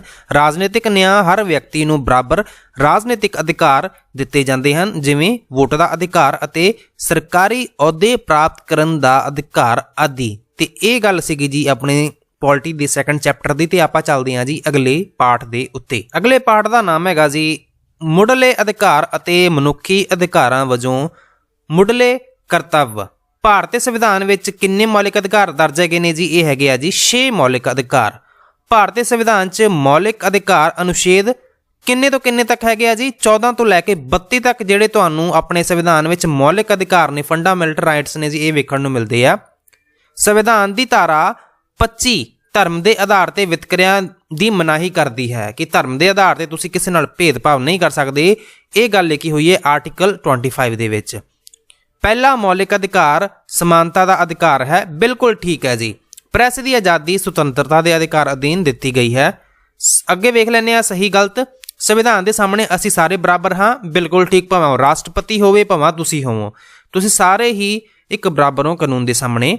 ਅਧਿਕਾਰ ਅਤੇ ਕਰਤੱਵਾਂ ਵਿਚਕਾਰ ਕੋਈ ਸੰਬੰਧ ਨਹੀਂ ਹੈ। ਬਿਲਕੁਲ ਗਲਤ ਹੈ ਜੀ, ਹੈਗਾ ਜੀ ਸੰਬੰਧ। ਨਿਆਂਪਾਲਿਕਾ ਮੌਲਿਕ ਅਧਿਕਾਰਾਂ ਦੀ ਰੱਖਿਆ ਹੈ। ਬਿਲਕੁਲ ਠੀਕ। ਸਿੱਖਿਆ ਦਾ ਅਧਿਕਾਰ ਮੌਲਿਕ ਅਧਿਕਾਰ ਹੈ ਜੀ, ਠੀਕ ਹੈ ਜੀ। ਸਰਕਾਰੀ ਵਿਦਿਅਕ ਸੰਸਥਾਵਾਂ ਵਿੱਚ ਧਰਮ, ਜਾਤ ਜਾਂ ਰੰਗ ਦੇ ਆਧਾਰ ਤੇ ਦਾਖਲਾ ਦੇਣ ਤੋਂ ਇਨਕਾਰ ਕੀਤਾ ਜਾ ਸਕਦਾ ਹੈ। ਬਿਲਕੁਲ ਗਲਤ ਹੈ ਜੀ, ਇਹੋ ਜੀ ਕੋਈ ਗੱਲ ਨਹੀਂ ਹੁੰਦੀ। ਅੱਗੇ ਵੇਖ ਲੈਂਦੇ ਆ ਜੀ ਬਹੁ ਵਿਕਲਪੀ ਪ੍ਰਸ਼ਨ। ਮੁਫਤ ਅਤੇ ਲਾਜ਼ਮੀ ਵਿੱਦਿਆ ਦਾ ਅਧਿਕਾਰ ਕਿਹੜੀ ਜਮਾਤ ਤੱਕ ਲਾਗੂ ਹੈਗਾ ਜੀ? ਸੋ 8ਵੀਂ ਤੱਕ ਦੇ ਜਿੰਨੇ ਵੀ ਬੱਚੇ ਹੁੰਦੇ ਨੇ ਜੀ, ਉਹਨਾਂ ਨੂੰ ਬਿਲਕੁਲ ਮੁਫਤ ਸਿੱਖਿਆ ਦੇਣ ਦਾ ਪ੍ਰਾਵਧਾਨ ਹੈਗਾ ਆ। ਮਨੁੱਖ ਦਾ ਵਪਾਰ ਕਰਨ ਦੀ ਮਨਾਹੀ ਕਿਸ ਅਧਿਕਾਰ ਅਧੀਨ ਦਰਜ ਹੈ ਜੀ? ਸ਼ੋਸ਼ਣ ਵਿਰੁੱਧ ਅਧਿਕਾਰ, ਠੀਕ ਹੈ ਜੀ। ਭਾਰਤ ਵਿੱਚ ਸਿੱਖਿਆ ਐਕਟ ਕਦੋਂ ਤੋਂ ਲਾਗੂ ਹੈ? ਭਾਰਤ ਵਿੱਚ ਸਿੱਖਿਆ ਅਧਿਕਾਰ ਐਕਟ 1 ਅਪ੍ਰੈਲ 2010 ਤੋਂ ਲਾਗੂ ਹੈ ਜੀ। ਸਿੱਖਿਆ ਦੇ ਅਧਿਕਾਰ ਸੰਵਿਧਾਨ 'ਚ ਕਿਸ ਧਾਰਾ ਅਧੀਨ ਦਰਜ ਹੈਗਾ ਜੀ? ਸੋ ਸਿੱਖਿਆ ਦਾ ਅਧਿਕਾਰ ਮੇਨਲੀ ਗੱਲ ਕੀਤੀ ਗਈ ਹੈ ਆਰਟੀਕਲ 21A। ਆਰਟੀਕਲ 21A ਦੇ ਵਿੱਚ ਸਿੱਖਿਆ ਦਾ ਅਧਿਕਾਰ ਸੰਵਿਧਾਨ 'ਚ ਦਰਜ ਹੈ। ਅਧਿਕਾਰਾਂ ਤੋਂ ਕੀ ਭਾਵ ਹੈ ਜੀ? ਜਦੋਂ ਵੀ ਆਪਾਂ ਅਧਿਕਾਰਾਂ ਦੀ ਗੱਲ ਕਰਦੇ ਹਾਂ, ਮਨੁੱਖੀ ਵਿਕਾਸ ਲਈ ਜ਼ਰੂਰੀ ਜਾਇਜ਼ ਮੰਗਾਂ ਨੂੰ ਅਧਿਕਾਰ ਕਿਹਾ ਜਾਂਦਾ ਹੈ। ਮੁੱਢਲੇ ਅਧਿਕਾਰ ਦੇ ਸ਼ਬਦੀ ਅਰਥ ਲਿਖੋ। ਮੁੱਢਲੇ ਅਧਿਕਾਰ ਉਹ ਹਨ ਜੋ ਵਿਅਕਤੀ ਦੇ ਸਰੀਰਕ, ਮਾਨਸਿਕ, ਨੈਤਿਕ, ਸੱਭਿਆਚਾਰਕ ਵਿਕਾਸ ਭਾਵ ਉਸ ਦੇ ਸਰਵਪੱਖੀ ਵਿਕਾਸ ਲਈ ਜ਼ਰੂਰੀ ਹਨ। ਕਿਸੇ ਦੋ ਅਧਿਕਾਰਾਂ ਨਾਲ ਸੰਬੰਧਿਤ ਦੋ ਫਰਜ਼ ਲਿਖੋ। ਸਮਾਨਤਾ ਦਾ ਅਧਿਕਾਰ ਤਹਿਤ ਸਾਡਾ ਇਹ ਫਰਜ਼ ਹੈ ਕਿ ਅਸੀਂ ਕਿਸੇ ਨਾਲ ਵਿਤਕਰਾ ਨਾ ਕਰੀਏ। ਸੁਤੰਤਰਤਾ ਦੇ ਅਧਿਕਾਰ ਤਹਿਤ ਸਾਡਾ ਇਹ ਫਰਜ਼ ਹੈ ਕਿ ਅਸੀਂ ਦੂਜਿਆਂ ਦੀਆਂ ਸੁਤੰਤਰਤਾਵਾਂ ਦਾ ਵੀ ਖਿਆਲ ਰੱਖੀਏ। ਸੰਵਿਧਾਨਿਕ ਉਪਚਾਰਾਂ ਦੇ ਅਧਿਕਾਰ ਤੋਂ ਕੀ ਭਾਵ ਹੈ? ਇਹ ਅਧਿਕਾਰ ਸਾਨੂੰ ਆਪਣੇ ਅਧਿਕਾਰਾਂ ਦੀ ਸੁਰੱਖਿਆ ਦਾ ਗਿਆਨ ਕਰਵਾਉਂਦਾ ਹੈ। ਇਸ ਅਧਿਕਾਰ ਵਿੱਚ ਇਹ ਅੰਕਿਤ ਕੀਤਾ ਗਿਆ ਹੈ ਤੁਸੀਂ ਸੰਵਿਧਾਨਿਕ ਤੌਰ ਤੇ ਕਿਸੇ ਦੇ ਅਧਿਕਾਰ ਖੋ ਨਹੀਂ ਸਕਦੇ। ਕਿਸੇ ਵੀ ਵਿਅਕਤੀ ਦੇ ਅਧਿਕਾਰਾਂ ਦੀ ਉਲੰਘਣਾ ਹੋਣ ਤੇ ਉਹ ਨਿਆਂਪਾਲਿਕਾ ਦੀ ਸ਼ਰਨ ਲੈ ਸਕਦਾ ਹੈ। ਛੂਤ-ਛਾਤ ਦੀ ਸਮਾਪਤੀ ਕਿਹੜੇ ਅਨੁਛੇਦ ਰਾਹੀਂ ਹੋਈ ਹੈ ਜੀ? ਸੋ ਅਨੁਛੇਦ ਜਿਹੜਾ 17 ਹੈ, ਅਬੋਲਿਸ਼ਨ ਆਫ ਅਨਟੱਚੇਬਿਲਟੀ ਦੀ ਗੱਲ ਕਰਦਾ ਹੈ। ਅੱਗੇ ਵੇਖੋ, ਸਿੱਖਿਆ ਦੇ ਅਧਿਕਾਰ ਦੇ ਸੰਖੇਪ ਨੋਟ ਲਿਖੋ। ਦਸੰਬਰ 2002 ਵਿੱਚ ਸੰਵਿਧਾਨ ਵਿੱਚ 86ਵੀਂ ਸ਼ੋਧ ਕੀਤੀ ਗਈ। ਮੌਲਿਕ ਅਧਿਕਾਰਾਂ ਵਿੱਚ ਅਨੁਛੇਦ 21A ਦਰਜ ਕਰਕੇ 6 ਤੋਂ 14 ਸਾਲ ਦੇ ਹਰੇਕ ਬੱਚੇ ਲਈ ਮੁਫਤ ਅਤੇ ਲਾਜ਼ਮੀ ਸਿੱਖਿਆ ਦਾ ਅਧਿਕਾਰ ਦਿੱਤਾ ਗਿਆ ਹੈ। ਇਸ ਨੂੰ ਅਮਲੀ ਰੂਪ ਦੇਣ ਲਈ ਲਾਜ਼ਮੀ ਅਤੇ ਮੁਫਤ ਸਿੱਖਿਆ ਦਾ ਅਧਿਕਾਰ ਐਕਟ 2009 ਵਿੱਚ ਪਾਸ ਕੀਤਾ ਗਿਆ। ਇਸ ਅਧਿਕਾਰ ਅਧੀਨ ਹਰੇਕ ਭਾਰਤੀ ਬੱਚਾ ਜੋ ਕੋਈ 6 ਤੋਂ ਲੈ ਕੇ 14 ਸਾਲਾਂ ਦੇ ਆਯੂ ਗਰੁੱਪ ਵਿੱਚ ਆਉਂਦਾ ਹੈ, ਮੁਫਤ ਅਤੇ ਲਾਜ਼ਮੀ ਮੁੱਢਲੀ ਸਿੱਖਿਆ ਪ੍ਰਾਪਤ ਕਰ ਸਕਦਾ ਹੈ। ਭਾਰਤ ਵਿੱਚ ਸਿੱਖਿਆ ਅਧਿਕਾਰ ਐਕਟ 1 ਅਪ੍ਰੈਲ 2010 ਤੋਂ ਲਾਗੂ ਹੈ। ਸੰਵਿਧਾਨ 'ਚ ਕਿਹੜੇ-ਕਿਹੜੇ ਮੌਲਿਕ ਅਧਿਕਾਰ ਦਰਜ ਹਨ? ਸੰਵਿਧਾਨ ਵਿੱਚ ਜਿਹੜੇ 6 ਮੌਲਿਕ ਅਧਿਕਾਰ ਨੇ, ਤੁਹਾਨੂੰ ਇਹ ਵੀ ਯਾਦ ਹੋਣੇ ਚਾਹੀਦੇ ਨੇ ਕਿਹੜੇ-ਕਿਹੜੇ ਅਧਿਕਾਰ ਨੇ। ਸਮਾਨਤਾ ਦਾ ਅਧਿਕਾਰ, ਸੁਤੰਤਰਤਾ ਦਾ ਅਧਿਕਾਰ, ਸ਼ੋਸ਼ਣ ਵਿਰੁੱਧ ਅਧਿਕਾਰ, ਧਾਰਮਿਕ ਸੁਤੰਤਰਤਾ ਦਾ ਅਧਿਕਾਰ, ਸੱਭਿਆਚਾਰਕ ਅਤੇ ਵਿਦਿਅਕ ਅਧਿਕਾਰ, ਸੰਵਿਧਾਨਿਕ ਉਪਚਾਰਾਂ ਦਾ ਅਧਿਕਾਰ। ਸੋ ਇਹ ਕੁਝ ਗੱਲਾਂ ਨੇ ਜੀ ਜਿਹੜੀਆਂ ਕਿ ਤੁਹਾਡੇ ਮੌਲਿਕ ਅਧਿਕਾਰ ਨੇ, ਫੰਡਾਮੈਂਟਲ ਰਾਈਟਸ ਨੇ। ਅਧਿਕਾਰ ਅਤੇ ਕਰਤੱਵ ਇੱਕੋ ਸਿੱਕੇ ਦੇ ਦੋ ਪਾਸੇ ਹਨ। ਕਿਵੇਂ? ਜਿੱਥੇ ਵਿਅਕਤੀ ਦੇ ਵਿਕਾਸ ਲਈ ਰਾਜ ਅਤੇ ਸਮਾਜ ਦੋਵੇਂ ਉਸ ਨੂੰ ਅਨੇਕਾਂ ਅਧਿਕਾਰ ਦਿੰਦੇ ਹਨ, ਉੱਥੇ ਵਿਅਕਤੀ ਤੋਂ ਕੁਝ ਕਰਤੱਵਾਂ ਦੀ ਵੀ ਜਿਹੜੇ ਕਰਤੱਵ ਹੁੰਦੇ ਨੇ ਉਹਦੀ ਵੀ ਆਸ ਵੀ ਕਰਦੇ ਨੇ। ਕਰਤੱਵਾਂ ਦਾ ਪਾਲਣ ਕੀਤੇ ਬਿਨਾਂ ਵਿਅਕਤੀ ਅਧਿਕਾਰਾਂ ਦਾ ਹੱਕਦਾਰ ਨਹੀਂ ਹੁੰਦਾ। ਇਸ ਲਈ ਅਧਿਕਾਰ ਅਤੇ ਕਰਤੱਵ ਇੱਕੋ ਹੀ ਸਿੱਕੇ ਦੇ ਦੋ ਪਾਸੇ ਹਨ। ਸ਼ੋਸ਼ਣ ਵਿਰੁੱਧ ਅਧਿਕਾਰ ਦੀ ਵਿਆਖਿਆ ਕਰੋ। ਸ਼ੋਸ਼ਣ ਵਿਰੁੱਧ ਅਧਿਕਾਰ ਦੀ ਜਦੋਂ ਵੀ ਆਪਾਂ ਗੱਲ ਕਰਦੇ ਹਾਂ, ਸ਼ੋਸ਼ਣ ਵਿਰੁੱਧ ਅਧਿਕਾਰ ਵਿੱਚ ਮਨੁੱਖ ਦਾ ਵਪਾਰ ਕਰਨ, ਤਨਖਾਹ ਦਿੱਤੇ ਬਿਨਾਂ ਕੰਮ ਕਰਾਉਣਾ ਅਤੇ ਦੂਜਿਆਂ ਤੋਂ ਜ਼ਬਰਦਸਤੀ ਕੰਮ ਕਰਾਉਣ ਦੀ ਮਨਾਹੀ ਹੈ। ਕੰਮ ਬਦਲੇ ਤਨਖਾਹ ਪੱਖੋਂ ਕਿਸੇ ਵੀ ਵਿਅਕਤੀ ਨਾਲ ਧਰਮ, ਨਸਲ ਜਾਂ ਜਾਤੀ ਦੇ ਆਧਾਰ ਤੇ ਕੋਈ ਵੀ ਵਿਤਕਰਾ ਨਹੀਂ ਕੀਤਾ ਜਾ ਸਕਦਾ। ਅਸੀਂ ਆਪਣੇ ਮੌਲਿਕ ਅਧਿਕਾਰਾਂ ਦੀ ਰੱਖਿਆ ਕਿਵੇਂ ਕਰ ਸਕਦੇ ਹਾਂ? ਅਸੀਂ ਆਪਣੇ ਮੌਲਿਕ ਅਧਿਕਾਰਾਂ ਦੀ ਰੱਖਿਆ ਜਾਗਰੂਕ ਹੋ ਕੇ ਕਰ ਸਕਦੇ ਹਾਂ। ਸਾਡੇ ਅਧਿਕਾਰਾਂ ਦੀ ਉਲੰਘਣਾ ਹੋਣ ਤੇ ਅਸੀਂ ਨਿਆਂਪਾਲਿਕਾ ਦੀ ਸ਼ਰਨ ਲੈ ਸਕਦੇ ਹਾਂ। ਬਿਲਕੁਲ ਠੀਕ ਹੈ ਜੀ। ਹੁਣ ਅਗਲੇ ਪਾਠ ਨੂੰ ਵੇਖ ਲੈਂਦੇ ਹਾਂ। ਅਗਲਾ ਪਾਠ ਹੈ ਜੀ ਸੰਸਦ, ਬਣਤਰ, ਭੂਮਿਕਾ ਅਤੇ ਵਿਸ਼ੇਸ਼ਤਾਵਾਂ। ਲੋਕ ਸਭਾ ਦੇ ਮੈਂਬਰਾਂ ਦੀ ਕੁੱਲ ਗਿਣਤੀ ਕਿੰਨੀ ਹੈ ਜੀ? ਲੋਕ ਸਭਾ ਦੇ ਮੈਂਬਰਾਂ ਦੀ ਗਿਣਤੀ ਦੀ ਜੇਕਰ ਆਪਾਂ ਗੱਲ ਕਰਦੇ ਹਾਂ, ਇਹ ਤੁਹਾਨੂੰ ਟੋਟਲ 545 ਵੇਖਣ ਨੂੰ ਮਿਲਦੀ ਹੈ। ਇਸੇ ਤਰ੍ਹਾਂ ਹੀ ਰਾਜ ਸਭਾ ਦੇ ਮੈਂਬਰਾਂ ਦੀ ਕੁੱਲ ਗਿਣਤੀ ਕਿੰਨੀ ਹੈਗੀ ਹੈ ਜੀ? ਇਹ ਹੈਗੀ ਹੈ ਜੀ ਤੁਹਾਨੂੰ ਲਗਭਗ 250 ਵੇਖਣ ਨੂੰ ਮਿਲਦੀ ਹੈਗੀ ਹੈ ਜੀ, 250। ਐਂਡ ਗੱਲ ਕਰਦੇ ਹਾਂ ਪੰਜਾਬ ਵਿੱਚ ਲੋਕ ਸਭਾ ਲਈ ਕਿੰਨੇ ਮੈਂਬਰ ਚੁਣੇ ਜਾਂਦੇ ਹੈਗੇ ਆ ਜੀ? ਇਹਨਾਂ ਨੇ ਲੋਕ ਸਭਾ ਦੀ ਗੱਲ ਕੀਤੀ ਹੈ। ਸੋ ਪੰਜਾਬ ਵਿੱਚ ਲੋਕ ਸਭਾ ਲਈ ਜਿਹੜੇ ਮੈਂਬਰ ਚੁਣੇ ਜਾਂਦੇ ਆ ਜੀ, ਉਹ ਟੋਟਲ ਚੁਣੇ ਜਾਂਦੇ ਨੇ 13। ਹੁਣ ਵੇਖਦੇ ਹਾਂ ਜੀ ਭਾਰਤ ਦਾ ਜਿਹੜਾ ਰਾਸ਼ਟਰਪਤੀ ਹੈ ਬਣਨ ਲਈ ਘੱਟੋ ਘੱਟ ਤੁਹਾਡੀ ਕਿੰਨੀ ਉਮਰ ਹੋਣੀ ਚਾਹੀਦੀ ਹੈ? ਤੇ ਉਹ ਹੋਣੀ ਚਾਹੀਦੀ ਹੈ ਜੀ 35 ਸਾਲ। ਘੱਟੋ ਘੱਟ ਜੇ ਕਿਸੇ ਪਰਸਨ ਦੀ, ਵਿਅਕਤੀ ਦੀ 35 ਸਾਲ ਉਮਰ ਹੈਗੀ ਆ ਤੇ ਉਹ ਭਾਰਤ ਦਾ ਜਿਹੜਾ ਰਾਸ਼ਟਰਪਤੀ ਬਣਨ ਲਈ ਉਹ ਚੋਣ ਲੜ ਸਕਦਾ ਹੈ। ਸੰਸਦੀ ਸਰਕਾਰ ਨੂੰ ਲੋਕਤੰਤਰੀ ਸਰਕਾਰ ਵੀ ਕਿਹਾ ਜਾਂਦਾ ਹੈ। ਬਿਲਕੁਲ ਸਹੀ ਹੈ ਜੀ ਕਿ ਪਾਰਲੀਮੈਂਟਰੀ ਜਿਹੜੀ ਗਵਰਨਮੈਂਟ ਹੁੰਦੀ ਹੈ ਉਹਨੂੰ ਆਪਾਂ ਡੈਮੋਕ੍ਰੈਟਿਕ ਗਵਰਨਮੈਂਟ ਕਹਿ ਦਿੰਦੇ ਹਾਂ। ਕੇਵਲ ਧਨ ਬਿੱਲ ਹੀ ਲੋਕ ਸਭਾ ਵਿੱਚ ਪੇਸ਼ ਕੀਤਾ ਜਾ ਸਕਦਾ ਹੈ। ਠੀਕ ਹੈ ਜੀ, ਭਾਵ ਇਹ ਕਿ ਧਨ ਬਿੱਲ ਨੂੰ ਫਿਰ ਆਪਾਂ ਰਾਜ ਸਭਾ ਵਿੱਚ ਨਹੀਂ ਪੇਸ਼ ਕਰ ਸਕਦੇ। ਅਦਰਵਾਈਜ਼ ਆਪਾਂ ਮਤਲਬ ਇਸ਼ੂ ਨਹੀਂ ਕਰ ਸਕਦੇ ਹਾਂ ਕਿ ਲੋਕ ਸਭਾ ਵਿੱਚ ਹੀ ਪੇਸ਼ ਕੀਤਾ ਜਾ ਸਕਦਾ ਹੈ। ਸੋ ਇਹ ਗੱਲ ਠੀਕ ਹੈ ਜੀ। ਲੋਕ ਸਭਾ ਅੱਗੇ ਵੇਖੋ, ਲੋਕ ਸਭਾ ਇੱਕ ਸਥਾਈ ਸਦਨ ਹੈ? ਬਿਲਕੁਲ ਨਹੀਂ ਜੀ। ਬਟ ਜਦੋਂ ਆਪਾਂ ਰਾਜ ਸਭਾ ਦੀ ਗੱਲ ਕਰਦੇ ਹਾਂ ਤੇ ਰਾਜ ਸਭਾ ਇੱਕ ਸਥਾਈ ਸਦਨ ਹੈ, ਨਾ ਕਿ ਲੋਕ ਸਭਾ। ਸੋ ਇੱਥੇ ਇਹ ਗੱਲ ਗਲਤ ਲਿਖੀ ਹੋਈ ਹੈ। ਰਾਜ ਸਭਾ ਦੇ ਮੈਂਬਰ ਹਰ 2 ਸਾਲ ਬਾਅਦ ਰਿਟਾਇਰ ਹੁੰਦੇ ਹਨ। ਇਹੀ ਰੀਜ਼ਨ ਹੈ ਕਿ ਤੁਹਾਡੀ ਜਿਹੜੀ ਰਾਜ ਸਭਾ ਹੁੰਦੀ ਹੈ ਉਹ ਸਥਾਈ ਸਦਨ ਹੁੰਦੀ ਹੈ। ਰਾਜ ਸਭਾ ਦੀ ਆਪਾਂ ਗੱਲ ਕਰ ਰਹੇ ਹਾਂ, ਜੇਕਰ ਮੰਨ ਲਓ ਹਰ 2 ਸਾਲ ਬਾਅਦ ਕਿੰਨੇ ਰਿਟਾਇਰ ਹੁੰਦੇ ਆ ਜੀ? ਲਗਭਗ 1/3 ਜਿਹੜੇ ਮੈਂਬਰ ਹੁੰਦੇ ਨੇ ਹਰ ਸਾਲ ਉਹਨਾਂ ਨੂੰ ਰਿਟਾਇਰ ਕਰ ਦਿੱਤਾ ਜਾਂਦਾ ਤੇ ਉਹਨਾਂ ਦੀਆਂ ਇਲੈਕਸ਼ਨਾਂ ਵੀ ਕਰਵਾ ਲਈਆਂ ਜਾਂਦੀਆਂ। ਸੰਸਦੀ ਸਰਕਾਰ ਵਿੱਚ ਕਾਰਜਪਾਲਿਕਾ ਅਤੇ ਵਿਧਾਨ ਪਾਲਿਕਾ ਵਿਚਕਾਰ ਗੂੜਾ ਸੰਬੰਧ ਹੁੰਦਾ ਹੈ। ਬਿਲਕੁਲ ਠੀਕ ਹੈ ਜੀ। ਸੰਸਦੀ ਸਰਕਾਰ 'ਚ ਪ੍ਰਧਾਨ ਮੰਤਰੀ ਨਾਮ ਮਾਤਰ ਕਾਰਜਮੁਖੀ ਹੁੰਦਾ ਹੈ। ਗਲਤ। ਇੱਥੇ ਆਪਣੇ ਦੇਸ਼ ਵਿੱਚ ਜਦੋਂ ਵੀ ਆਪਾਂ ਗੱਲ ਕਰਦੇ ਹਾਂ ਪ੍ਰਧਾਨ ਮੰਤਰੀ ਹੀ ਸਾਰਾ ਕੁਝ ਹੁੰਦਾ ਤੇ ਜਿਹੜਾ ਪ੍ਰੈਜ਼ੀਡੈਂਟ ਹੁੰਦਾ ਹੈ ਉਹ ਨਾਮ ਮਾਤਰ ਕਾਰਜ ਆਪਾਂ ਕਹਿ ਦਿੰਦੇ ਹਾਂ ਉਹਨੂੰ ਕਾਰਜ ਸਾਧਕ ਮੁਖੀ ਹੁੰਦਾ ਹੈ ਤੇ ਪ੍ਰਧਾਨ ਮੰਤਰੀ ਸਾਰਾ ਕੁਝ ਹੁੰਦਾ ਹੈ। ਸੋ ਇੱਥੇ ਗੱਲ ਗਲਤ ਹੈ। ਸੰਸਦ ਦੁਆਰਾ ਬਣਾਏ ਕਾਨੂੰਨ ਸਰਵਉੱਚ ਹੁੰਦੇ ਹਨ। ਬਿਲਕੁਲ ਠੀਕ ਹੈ ਜੀ। ਅੱਗੇ ਪ੍ਰਸ਼ਨਾਂ ਉੱਤਰਾਂ ਨੂੰ ਵੇਖ ਲੈਂਦੇ ਹਾਂ। ਟਿਕ ਮਾਰਕ ਵਾਲੇ ਕੁਐਸਚਨ ਹੈਗੇ ਆ ਜੀ। ਰਾਸ਼ਟਰਪਤੀ ਰਾਜ ਵਿੱਚ ਕਿੰਨੇ ਮੈਂਬਰ ਨਾਮਜ਼ਦ ਕਰ ਸਕਦਾ ਹੈ? ਰਾਸ਼ਟਰਪਤੀ ਰਾਜ ਸਭਾ ਰਾਸ਼ਟਰਪਤੀ ਰਾਜ ਸਭਾ ਵਿੱਚ ਕਿੰਨੇ ਮੈਂਬਰ ਨਾਮਜ਼ਦ ਕਰ ਸਕਦਾ ਹੈਗਾ ਜੀ? ਉਹ ਹੈਗੇ ਆ ਜੀ 12 ਨੋਮੀਨੇਟ ਕਰ ਸਕਦਾ ਹੁੰਦਾ। ਪੰਜਾਬ ਵਿੱਚ ਰਾਜ ਸਭਾ ਲਈ ਕਿੰਨੇ ਮੈਂਬਰ ਚੁਣੇ ਜਾਂਦੇ ਆ ਜੀ? ਸੋ ਰਾਜ ਸਭਾ ਦੀ ਜੇਕਰ ਆਪਾਂ ਗੱਲ ਕਰਦੇ ਹਾਂ ਉਹ ਤੁਹਾਡੇ 7 ਮੈਂਬਰ ਚੁਣੇ ਜਾਂਦੇ ਆ।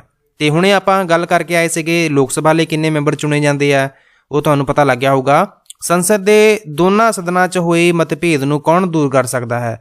ਸੰਸਦ ਦੇ ਦੋਨਾਂ ਸਦਨਾਂ 'ਚ ਹੋਏ ਮਤਭੇਦ ਨੂੰ ਦੂਰ ਕਰਦਾ ਹੈ ਜੀ ਰਾਸ਼ਟਰਪਤੀ। ਕੌਣ ਦੂਰ ਕਰਦਾ ਹੈ ਜੀ? ਰਾਸ਼ਟਰਪਤੀ। ਸੰਸਦ ਦੇ ਸ਼ਬਦ ਅਰਥ ਲਿਖੋ। ਸੰਸਦ ਅੰਗਰੇਜ਼ੀ ਭਾਸ਼ਾ ਦੇ ਸ਼ਬਦ ਪਾਰਲੀਮੈਂਟ ਦੇ ਪੰਜਾਬੀ ਅਨੁਵਾਦ ਹੈ ਜੋ ਕਿ ਫਰਾਂਸੀਸੀ ਭਾਸ਼ਾ ਦੇ ਸ਼ਬਦ ਪਾਰਲਰ ਤੋਂ ਲਿਆ ਗਿਆ ਹੈ ਜਿਸ ਦਾ ਅਰਥ ਹੈ ਗੱਲਬਾਤ ਕਰਨਾ। ਸੋ ਸੰਸਦ ਇੱਕ ਅਜਿਹੀ ਸੰਸਥਾ ਹੈ ਜਿੱਥੇ ਬੈਠ ਕੇ ਲੋਕਾਂ ਦੇ ਨੁਮਾਇੰਦੇ ਰਾਸ਼ਟਰੀ ਅਤੇ ਅੰਤਰਰਾਸ਼ਟਰੀ ਵਿਸ਼ਿਆਂ ਤੇ ਗੱਲਬਾਤ ਕਰਦੇ ਹਨ। ਸਰਕਾਰ ਸੰਸਦ ਪ੍ਰਤੀ ਕਿਵੇਂ ਜਵਾਬਦੇਹ ਹੈ? ਸਰਕਾਰ ਉਨਾ ਚਿਰ ਹੀ ਆਪਣੇ ਅਹੁਦੇ ਤੇ ਬਿਰਾਜਮਾਨ ਰਹਿ ਸਕਦੀ ਹੈ ਜਿੰਨਾ ਚਿਰ ਉਸ ਕੋਲ ਸੰਸਦ ਵਿੱਚ ਬਹੁਮਤ ਦਾ ਸਮਰਥਨ ਪ੍ਰਾਪਤ ਰਹਿੰਦਾ ਹੈ। ਅਦਰਵਾਈਜ਼ ਕੀ ਹੁੰਦਾ ਹੈ ਜੀ? ਅਦਰਵਾਈਜ਼ ਉਹਨਾਂ ਨੂੰ ਕੁਰਸੀ ਛੱਡਣੀ ਪੈਂਦੀ ਹੈ। ਐਂਡ ਸੰਸਦ ਵਿੱਚ ਕਾਨੂੰਨ ਕਿਵੇਂ ਬਣਦਾ ਹੈ? ਬਿੱਲ ਸੰਸਦ ਦੇ ਕਿਸੇ ਵੀ ਸਦਨ ਵਿੱਚ ਪੇਸ਼ ਕੀਤੇ ਜਾ ਸਕਦੇ ਹਨ। ਦੋਵਾਂ ਸਦਨਾਂ ਵਿੱਚ ਪਾਸ ਹੋਣ ਮਗਰੋਂ ਰਾਸ਼ਟਰਪਤੀ ਦੀ ਪ੍ਰਵਾਨਗੀ ਉਪਰੰਤ ਬਿੱਲ ਕਾਨੂੰਨ ਬਣਦਾ ਹੈ। ਸਿਰਫ ਧਨ ਬਿੱਲ ਜਾਂ ਵਿੱਤੀ ਬਿੱਲ ਹੀ ਲੋਕ ਸਭਾ ਵਿੱਚ ਪੇਸ਼ ਕੀਤਾ ਜਾ ਸਕਦਾ ਹੈ। ਲੋਕ ਸਭਾ ਚੋਣਾਂ ਤੋਂ ਬਾਅਦ ਸਰਕਾਰ ਕਿਵੇਂ ਬਣਦੀ ਹੈ? ਲੋਕ ਸਭਾ ਚੋਣਾਂ ਤੋਂ ਬਾਅਦ ਜਿਸ ਦਲ ਨੂੰ ਬਹੁਮਤ ਪ੍ਰਾਪਤ ਹੁੰਦਾ ਹੈ ਉਹ ਦਲ ਸਰਕਾਰ ਬਣਾਉਂਦਾ ਹੈ। ਸੰਸਦੀ ਸਰਕਾਰ ਦੀਆਂ ਪ੍ਰਮੁੱਖ ਵਿਸ਼ੇਸ਼ਤਾਵਾਂ ਲਿਖੋ। ਨਾਮਾਤਰ ਅਤੇ ਅਸਲ ਕਾਰਜਪਾਲਿਕਾ ਵਿੱਚ ਅੰਤਰ। ਪ੍ਰਧਾਨ ਮੰਤਰੀ ਦੀ ਅਗਵਾਈ, ਭਾਵ ਇਹ ਪਹਿਲੀ ਲਾਈਨ 'ਚ ਤਾਂ ਇਹ ਲਿਖਿਆ ਹੋਇਆ ਕਿ ਜਿਹੜਾ ਪ੍ਰੈਜ਼ੀਡੈਂਟ ਹੁੰਦਾ ਐਂਡ ਜਿਹੜਾ ਕਿ ਪ੍ਰਾਈਮ ਮਿਨਿਸਟਰ ਹੁੰਦਾ ਉਹਨਾਂ 'ਚ ਕਿੰਨਾ ਡਿਫਰੈਂਸ ਹੁੰਦਾ। ਐਂਡ ਪ੍ਰਧਾਨ ਮੰਤਰੀ ਦੀ ਅਗਵਾਈ ਵਿੱਚ ਹੀ ਸਾਰੇ ਕੰਮ ਹੁੰਦੇ ਆ। ਕਾਰਜਪਾਲਿਕਾ ਅਤੇ ਵਿਧਾਨ ਪਾਲਿਕਾ ਵਿੱਚ ਗੂੜਾ ਸੰਬੰਧ ਹੈ ਜੀ। ਵਿਰੋਧੀ ਦਲ ਨੂੰ ਕਾਨੂੰਨੀ ਮਾਨਤਾ ਮਿਲੀ ਹੁੰਦੀ ਹੈ। ਸਮੂਹਿਕ ਅਤੇ ਵਿਅਕਤੀਗਤ ਜ਼ਿੰਮੇਵਾਰੀ ਹੁੰਦੀ ਹੈ। ਲਟਕਦੀ ਸੰਸਦ ਤੋਂ ਕੀ ਪ੍ਰਭਾਵ ਹੈਗਾ ਜੀ? ਲਟਕਦੀ ਸੰਸਦ ਤੋਂ ਕੀ ਭਾਵ ਹੈ? ਲਟਕਦੀ ਸੰਸਦ ਤੋਂ ਭਾਵ ਅਜਿਹੀ ਲੋਕ ਸਭਾ ਤੋਂ ਹੈ ਜਿਸ ਵਿੱਚ ਕਿਸੇ ਵੀ ਇੱਕ ਰਾਜਨੀਤਿਕ ਦਲ ਨੂੰ ਚੋਣਾਂ ਤੋਂ ਬਾਅਦ ਸਪਸ਼ਟ ਬਹੁਮਤ ਪ੍ਰਾਪਤ ਨਹੀਂ ਹੁੰਦਾ ਅਤੇ ਰਲੀਆਂ ਮਿਲੀਆਂ ਸਰਕਾਰਾਂ ਬਣਦੀਆਂ ਹਨ ਅਤੇ ਸਰਕਾਰ ਚਲਾਉਂਦੀਆਂ ਹਨ। ਜਿਵੇਂ ਤੁਸੀਂ ਮਹਾਰਾਸ਼ਟਰ ਵਿੱਚ ਵੀ ਵੇਖ ਸਕਦੇ ਹੋ, ਕੁਝ ਇਸ ਤਰ੍ਹਾਂ ਦੀਆਂ ਹੀ ਰਲੀਆਂ ਮਿਲੀਆਂ ਸਰਕਾਰਾਂ ਬਣੀਆਂ ਚੱਲ ਰਹੀਆਂ ਨੇ, ਤੁਸੀਂ ਗੂਗਲ ਵੀ ਕਰ ਸਕਦੇ ਹੋ। ਅੱਗੇ ਵੇਖ ਲਓ ਜੀ, ਭਾਰਤ ਵਿੱਚ ਸੰਸਦੀ ਸ਼ਾਸਨ ਪ੍ਰਣਾਲੀ ਹੀ ਕਿਉਂ ਲਾਗੂ ਕੀਤੀ ਗਈ? ਆਜ਼ਾਦੀ ਤੋਂ ਪਹਿਲਾਂ ਸਾਡੇ ਦੇਸ਼ ਵਿੱਚ ਵੱਖ-ਵੱਖ ਐਕਟ ਦੁਆਰਾ ਸੰਸਦੀ ਸਰਕਾਰ ਲਾਗੂ ਕੀਤੀ ਗਈ ਸੀ। ਇਸ ਤਰ੍ਹਾਂ ਭਾਰਤੀ ਲੋਕਾਂ ਨੂੰ ਸੰਸਦੀ ਪ੍ਰਣਾਲੀ ਦੀ ਜਾਣਕਾਰੀ ਪਹਿਲਾਂ ਤੋਂ ਹੀ ਸੀ। ਭਾਰਤੀ ਸੰਵਿਧਾਨ ਨਿਰਮਾਤਾਵਾਂ ਨੇ ਸੰਸਦੀ ਸ਼ਾਸਨ ਪ੍ਰਣਾਲੀ ਦਾ ਸਮਰਥਨ ਕੀਤਾ। ਸਦੀਆਂ ਤੋਂ ਗੁਲਾਮ ਰਹਿਣ ਕਾਰਨ ਭਾਰਤ ਨੂੰ ਅਜਿਹੀ ਸਰਕਾਰ ਦੀ ਲੋੜ ਸੀ ਜਿਹੜੀ ਜ਼ਿੰਮੇਵਾਰੀ ਦੀ ਭਾਵਨਾ ਤੇ ਆਧਾਰਿਤ ਹੋਵੇ। ਸੰਸਦੀ ਸਰਕਾਰ ਪਰਿਵਰਤਨਸ਼ੀਲ ਹੈ, ਇਹ ਕਦੇ ਵੀ ਬਦਲੀ ਜਾ ਸਕਦੀ ਹੈ। ਸੰਸਦੀ ਸ਼ਾਸਨ ਪ੍ਰਣਾਲੀ ਵਿੱਚ ਰਾਸ਼ਟਰਪਤੀ ਅਤੇ ਪ੍ਰਧਾਨ ਮੰਤਰੀ ਦੀ ਭੂਮਿਕਾ ਲਿਖੋ। ਰਾਸ਼ਟਰਪਤੀ ਤੇ ਪ੍ਰਧਾਨ ਮੰਤਰੀ ਦੀ ਭੂਮਿਕਾ ਦੀ ਆਪਾਂ ਗੱਲ ਕਰਦੇ ਹਾਂ। ਰਾਸ਼ਟਰਪਤੀ ਕੋਲ ਵਿਧਾਨਿਕ, ਕਾਰਜਪਾਲਿਕਾ ਅਤੇ ਨਿਆਇਕ ਸ਼ਕਤੀਆਂ ਹਨ, ਪਰ ਉਹ ਅਸਲ ਵਿੱਚ ਉਹਨਾਂ ਸ਼ਕਤੀਆਂ ਦੀ ਵਰਤੋਂ ਉਹ ਆਪਣੀ ਇੱਛਾ ਅਨੁਸਾਰ ਨਹੀਂ ਕਰ ਸਕਦਾ। ਉਹ ਇਹਨਾਂ ਸਾਰੀਆਂ ਸ਼ਕਤੀਆਂ ਦੀ ਵਰਤੋਂ ਪ੍ਰਧਾਨ ਮੰਤਰੀ ਅਤੇ ਮੰਤਰੀ ਮੰਡਲ ਦੀ ਸਲਾਹ ਨਾਲ ਹੀ ਕਰਦਾ ਹੈ। ਪ੍ਰਧਾਨ ਮੰਤਰੀ ਮੰਤਰੀ ਮੰਡਲ, ਮੰਤਰੀ ਪ੍ਰੀਸ਼ਦ ਅਤੇ ਲੋਕ ਸਭਾ ਦਾ ਮੁਖੀ ਹੁੰਦਾ ਹੈ। ਉਹ ਸਮੁੱਚੇ ਰਾਜ ਪ੍ਰਬੰਧ ਦਾ ਚਾਲਕ ਅਤੇ ਕੇਂਦਰੀ ਬਿੰਦੂ ਹੁੰਦਾ ਹੈ। ਅਸਲ ਸ਼ਕਤੀਆਂ ਦੀ ਵਰਤੋਂ ਪ੍ਰਧਾਨ ਮੰਤਰੀ ਹੀ ਕਰ ਸਕਦਾ ਹੈ। ਕੋਈ ਵੀ ਮੰਤਰੀ ਉਸ ਦੀ ਇੱਛਾ ਦੇ ਵਿਰੁੱਧ ਆਪਣੀ ਪਦਵੀ ਤੇ ਨਹੀਂ ਰਹਿ ਸਕਦਾ। ਸੰਸਦ ਦੀ ਸਥਿਤੀ ਦੀ ਗਿਰਾਵਟ ਲਈ ਜ਼ਿੰਮੇਵਾਰ ਕਾਰਨ ਲਿਖੋ। ਸੰਸਦ ਦੀ ਸਥਿਤੀ ਦੀ ਗਿਰਾਵਟ ਲਈ ਜ਼ਿੰਮੇਵਾਰ ਕਾਰਨ ਲਿਖੋ। ਇੱਕ ਦਿਨ ਵਿੱਚ 10-10 ਕਾਨੂੰਨ ਪਾਸ ਹੋ ਰਹੇ ਹਨ। ਸਪੀਕਰ ਦੀ ਨਿਰਪੱਖਤਾ ਬਾਰੇ ਸ਼ੱਕ, ਸਦਨ ਵਿੱਚ ਮੈਂਬਰਾਂ ਦੀ ਗੈਰ ਹਾਜ਼ਰੀ, ਕਮੇਟੀ ਪ੍ਰਣਾਲੀ ਦਾ ਪਤਨ, ਬੈਠਕਾਂ ਵਿੱਚ ਕਮੀ, ਜਿੱਦ ਦੀ ਰਾਜਨੀਤੀ। ਸੰਸਦ ਦੀ ਸਥਿਤੀ ਨੂੰ ਮਜ਼ਬੂਤ ਕਰਨ ਲਈ ਲੋੜੀਂਦੇ ਸੁਝਾਅ ਦਿਓ।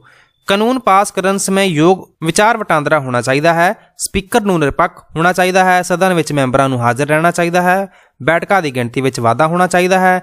ਜਿੱਦ ਦੀ ਰਾਜਨੀਤੀ ਨਹੀਂ ਹੋਣੀ ਚਾਹੀਦੀ। ਸਥਿਰ ਸਰਕਾਰਾਂ ਬਣਦੀਆਂ ਰਹਿਣੀਆਂ ਚਾਹੀਦੀਆਂ ਹਨ। ਠੀਕ ਹੈ ਜੀ। ਭਾਰਤੀ ਸੰਸਦ ਦੀ ਬਣਤਰ ਲਿਖੋ।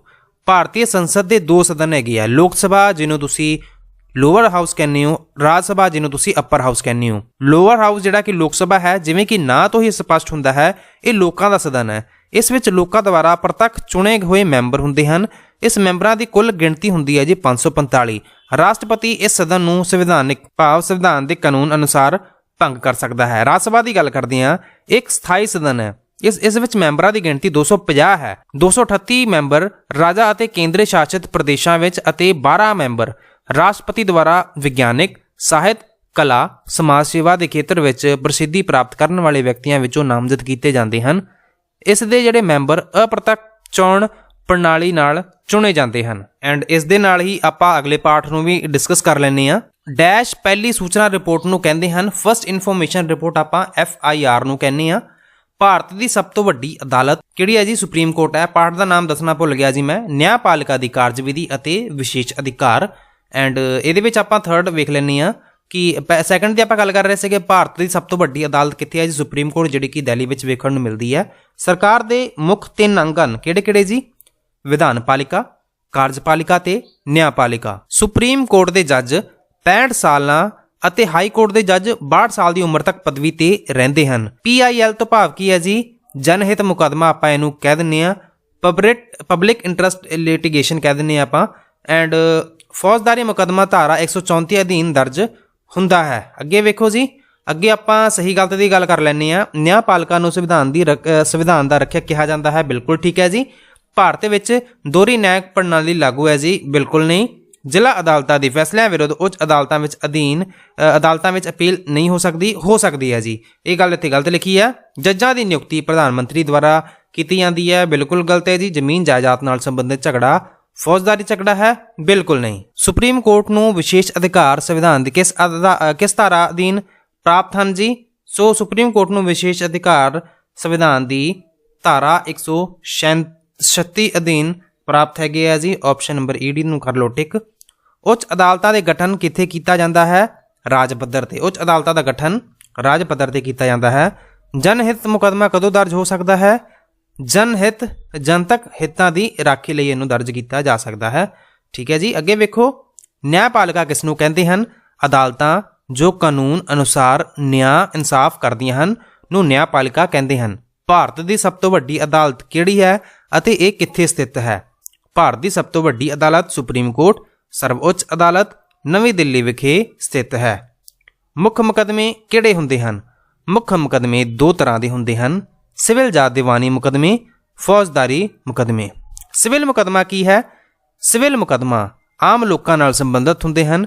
ਉਹ ਮੁਕੱਦਮੇ ਜਿਨ੍ਹਾਂ ਦਾ ਸੰਬੰਧ ਨਿੱਜੀ ਜ਼ਿੰਦਗੀ ਨਾਲ ਹੁੰਦਾ ਹੈ, ਜਿਵੇਂ ਮੌਲਿਕ ਅਧਿਕਾਰ, ਵਿਆਹ, ਤਲਾਕ, ਜਾਇਦਾਦ ਅਤੇ ਜ਼ਮੀਨੀ ਝਗੜੇ ਆਦਿ।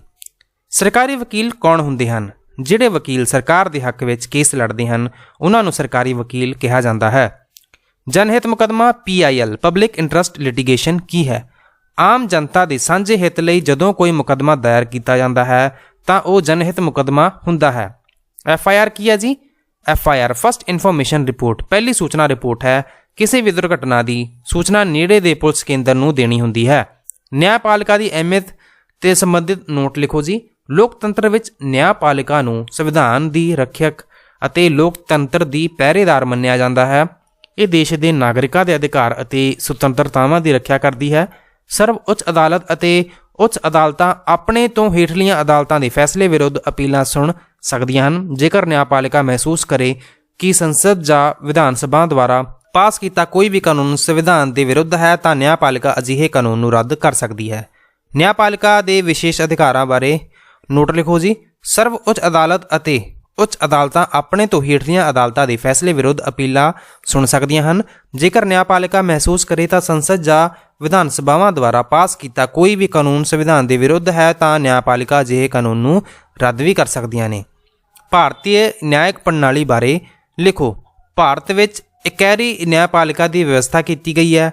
ਦੇਸ਼ ਦੀ ਸਭ ਤੋਂ ਵੱਡੀ ਅਦਾਲਤ ਸਰਵਉੱਚ ਅਦਾਲਤ ਸੁਪਰੀਮ ਕੋਰਟ ਦੀ ਗੱਲ ਕਰ ਰਹੇ ਹਾਂ, ਇਹ ਨਵੀਂ ਦਿੱਲੀ ਵਿਖੇ ਸਥਿਤ ਹੈ। ਰਾਜਾਂ ਦੀਆਂ ਆਪਣੀਆਂ ਉੱਚ ਅਦਾਲਤਾਂ ਹਨ ਜਿਨ੍ਹਾਂ ਨੂੰ ਹਾਈ ਕੋਰਟ ਕਿਹਾ ਜਾਂਦਾ ਹੈ। ਜ਼ਿਲ੍ਹਾ ਪੱਧਰ ਤੇ ਸੈਸ਼ਨ ਜੱਜ ਦੀਆਂ ਅਦਾਲਤਾਂ ਅਤੇ ਤਹਿਸੀਲ ਪੱਧਰ ਦੇ ਤੇ ਉਪ ਮੰਡਲ ਮੈਜਿਸਟ੍ਰੇਟ ਦੀਆਂ ਅਦਾਲਤਾਂ ਸਥਿਤ ਹਨ। ਸਥਾਨਕ ਪੱਧਰ ਤੇ ਲੋਕਾਂ ਨੂੰ ਇਨਸਾਫ ਦੇਣ ਲਈ ਪੰਚਾਇਤ ਅਤੇ ਨਗਰਪਾਲਿਕਾ ਦਾ ਗਠਨ ਕੀਤਾ ਗਿਆ ਹੈ।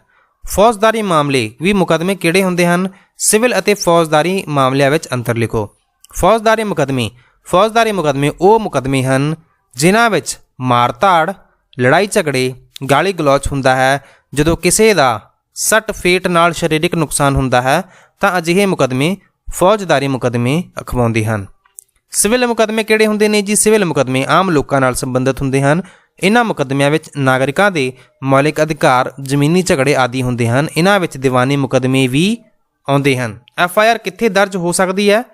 FIR ਦਰਜ ਨਾ ਹੋਣ ਦੀ ਅਦਾਲਤ ਦੀ ਭੂਮਿਕਾ ਲਿਖੋ। ਜੇਕਰ FIR ਦਰਜ ਨਾ ਹੋਵੇ ਤਾਂ ਅਦਾਲਤ ਕੀ ਕਰ ਸਕਦੀ ਹੈ? FIR ਦਾ ਭਾਵ ਫਸਟ ਇਨਫੋਰਮੇਸ਼ਨ ਰਿਪੋਰਟ ਅਰਥਾਤ ਪਹਿਲੀ ਸੂਚਨਾ ਰਿਪੋਰਟ ਹੈ।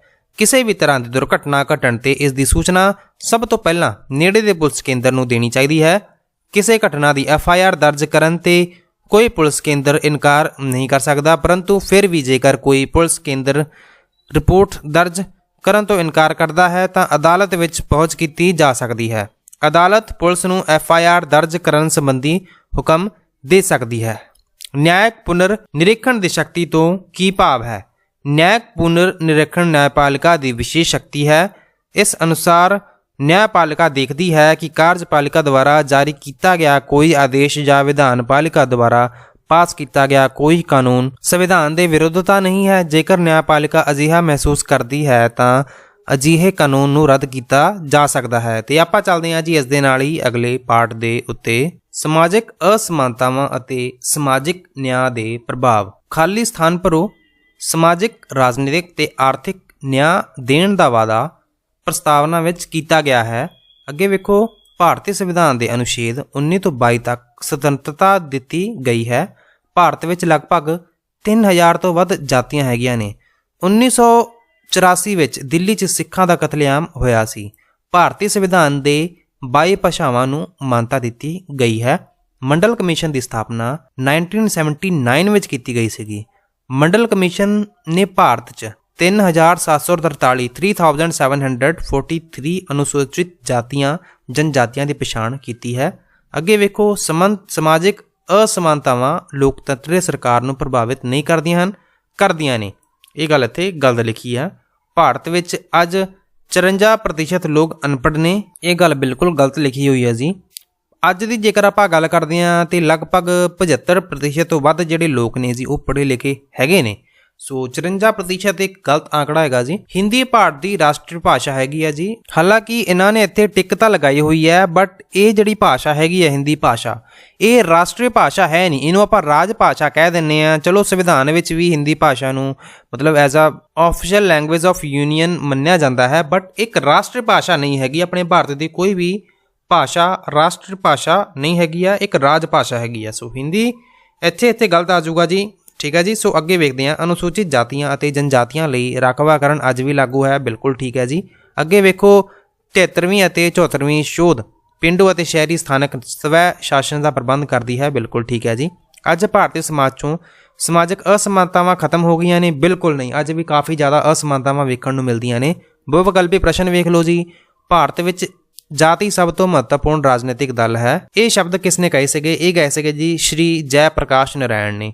ਭਾਰਤ ਨੂੰ ਸਮਾਜਿਕ ਨਿਆਂ ਦੇਣ ਦੇ ਉਦੇਸ਼ ਨਾਲ ਸੰਵਿਧਾਨ 'ਚ ਕਿਹੜਾ ਮੌਲਿਕ ਅਧਿਕਾਰ ਦਰਜ ਕੀਤਾ ਗਿਆ ਹੈ? ਉਹ ਹੈਗਾ ਜੀ ਸਮਾਨਤਾ ਦਾ ਅਧਿਕਾਰ। ਪੜੋ ਸਾਰੇ ਵਧੋ ਸਾਰੇ ਕਿਸ ਦੇ ਮੋਟੋ ਮਤਲਬ ਲੋਗੋ ਹੈਗਾ ਜੀ? ਮੋਟੋ ਗੱਲ ਕਰਦੇ ਹਾਂ ਸਰਵ ਸਿੱਖਿਆ ਅਭਿਆਨ ਦਾ ਕਿ ਪੜੋ ਸਾਰੇ ਵਧੋ ਸਾਰੇ। ਸਰਕਾਰੀ ਨੌਕਰੀਆਂ 'ਚ ਰਾਖਵਾਂਕਰਨ ਕਿਹਨਾਂ ਲਈ ਲਾਗੂ ਹੈ? ਇਹਦੇ ਵਿੱਚ ਗੱਲ ਕੀਤੀ ਗਈ ਹੈ ਅਨੁਸੂਚਿਤ ਜਾਤੀਆਂ ਲਈ, ਜਨਜਾਤੀਆਂ ਅਤੇ ਪਛੜੀਆਂ ਸ਼੍ਰੇਣੀਆਂ ਲਈ ਹਜੇ ਵੀ ਕੀ ਹੈਗਾ ਜੀ? ਸਰਕਾਰੀ ਨੌਕਰੀਆਂ 'ਚ ਰਾਖਵਾਂਕਰਨ ਲਾਗੂ ਹੈ। ਅੱਗੇ ਵੇਖ ਲੈਂਦੇ ਹਾਂ ਜੀ ਸਮਾਜਿਕ ਅਸਮਾਨਤਾਵਾਂ ਤੋਂ ਤੁਸੀਂ ਕੀ ਸਮਝਦੇ ਹੋ? ਸਮਾਜਿਕ ਅਸਮਾਨਤਾਵਾਂ ਤੋਂ ਭਾਵ ਹੈਗਾ ਕਿ ਸਮਾਜ ਦੇ ਵੱਖ-ਵੱਖ ਜਾਤਾਂ, ਧਰਮਾਂ, ਨਸਲਾਂ ਆਦਿ ਦੇ ਆਧਾਰ ਤੇ ਵੱਖ-ਵੱਖ ਵਰਗਾਂ ਵਿੱਚ ਵੰਡੇ ਹੋਣਾ। ਜਾਤੀਵਾਦ ਅਤੇ ਛੂਤ-ਛਾਤ ਤੋਂ ਕੀ ਭਾਵ ਹੈਗਾ ਜੀ? ਜਾਤੀਵਾਦ ਤੋਂ ਭਾਵ ਹੈ ਕਿ ਜਾਤੀ ਦੇ ਆਧਾਰ ਤੇ ਕਿਸੇ ਨਾਲ ਭੇਦਭਾਵ ਕਰਨਾ।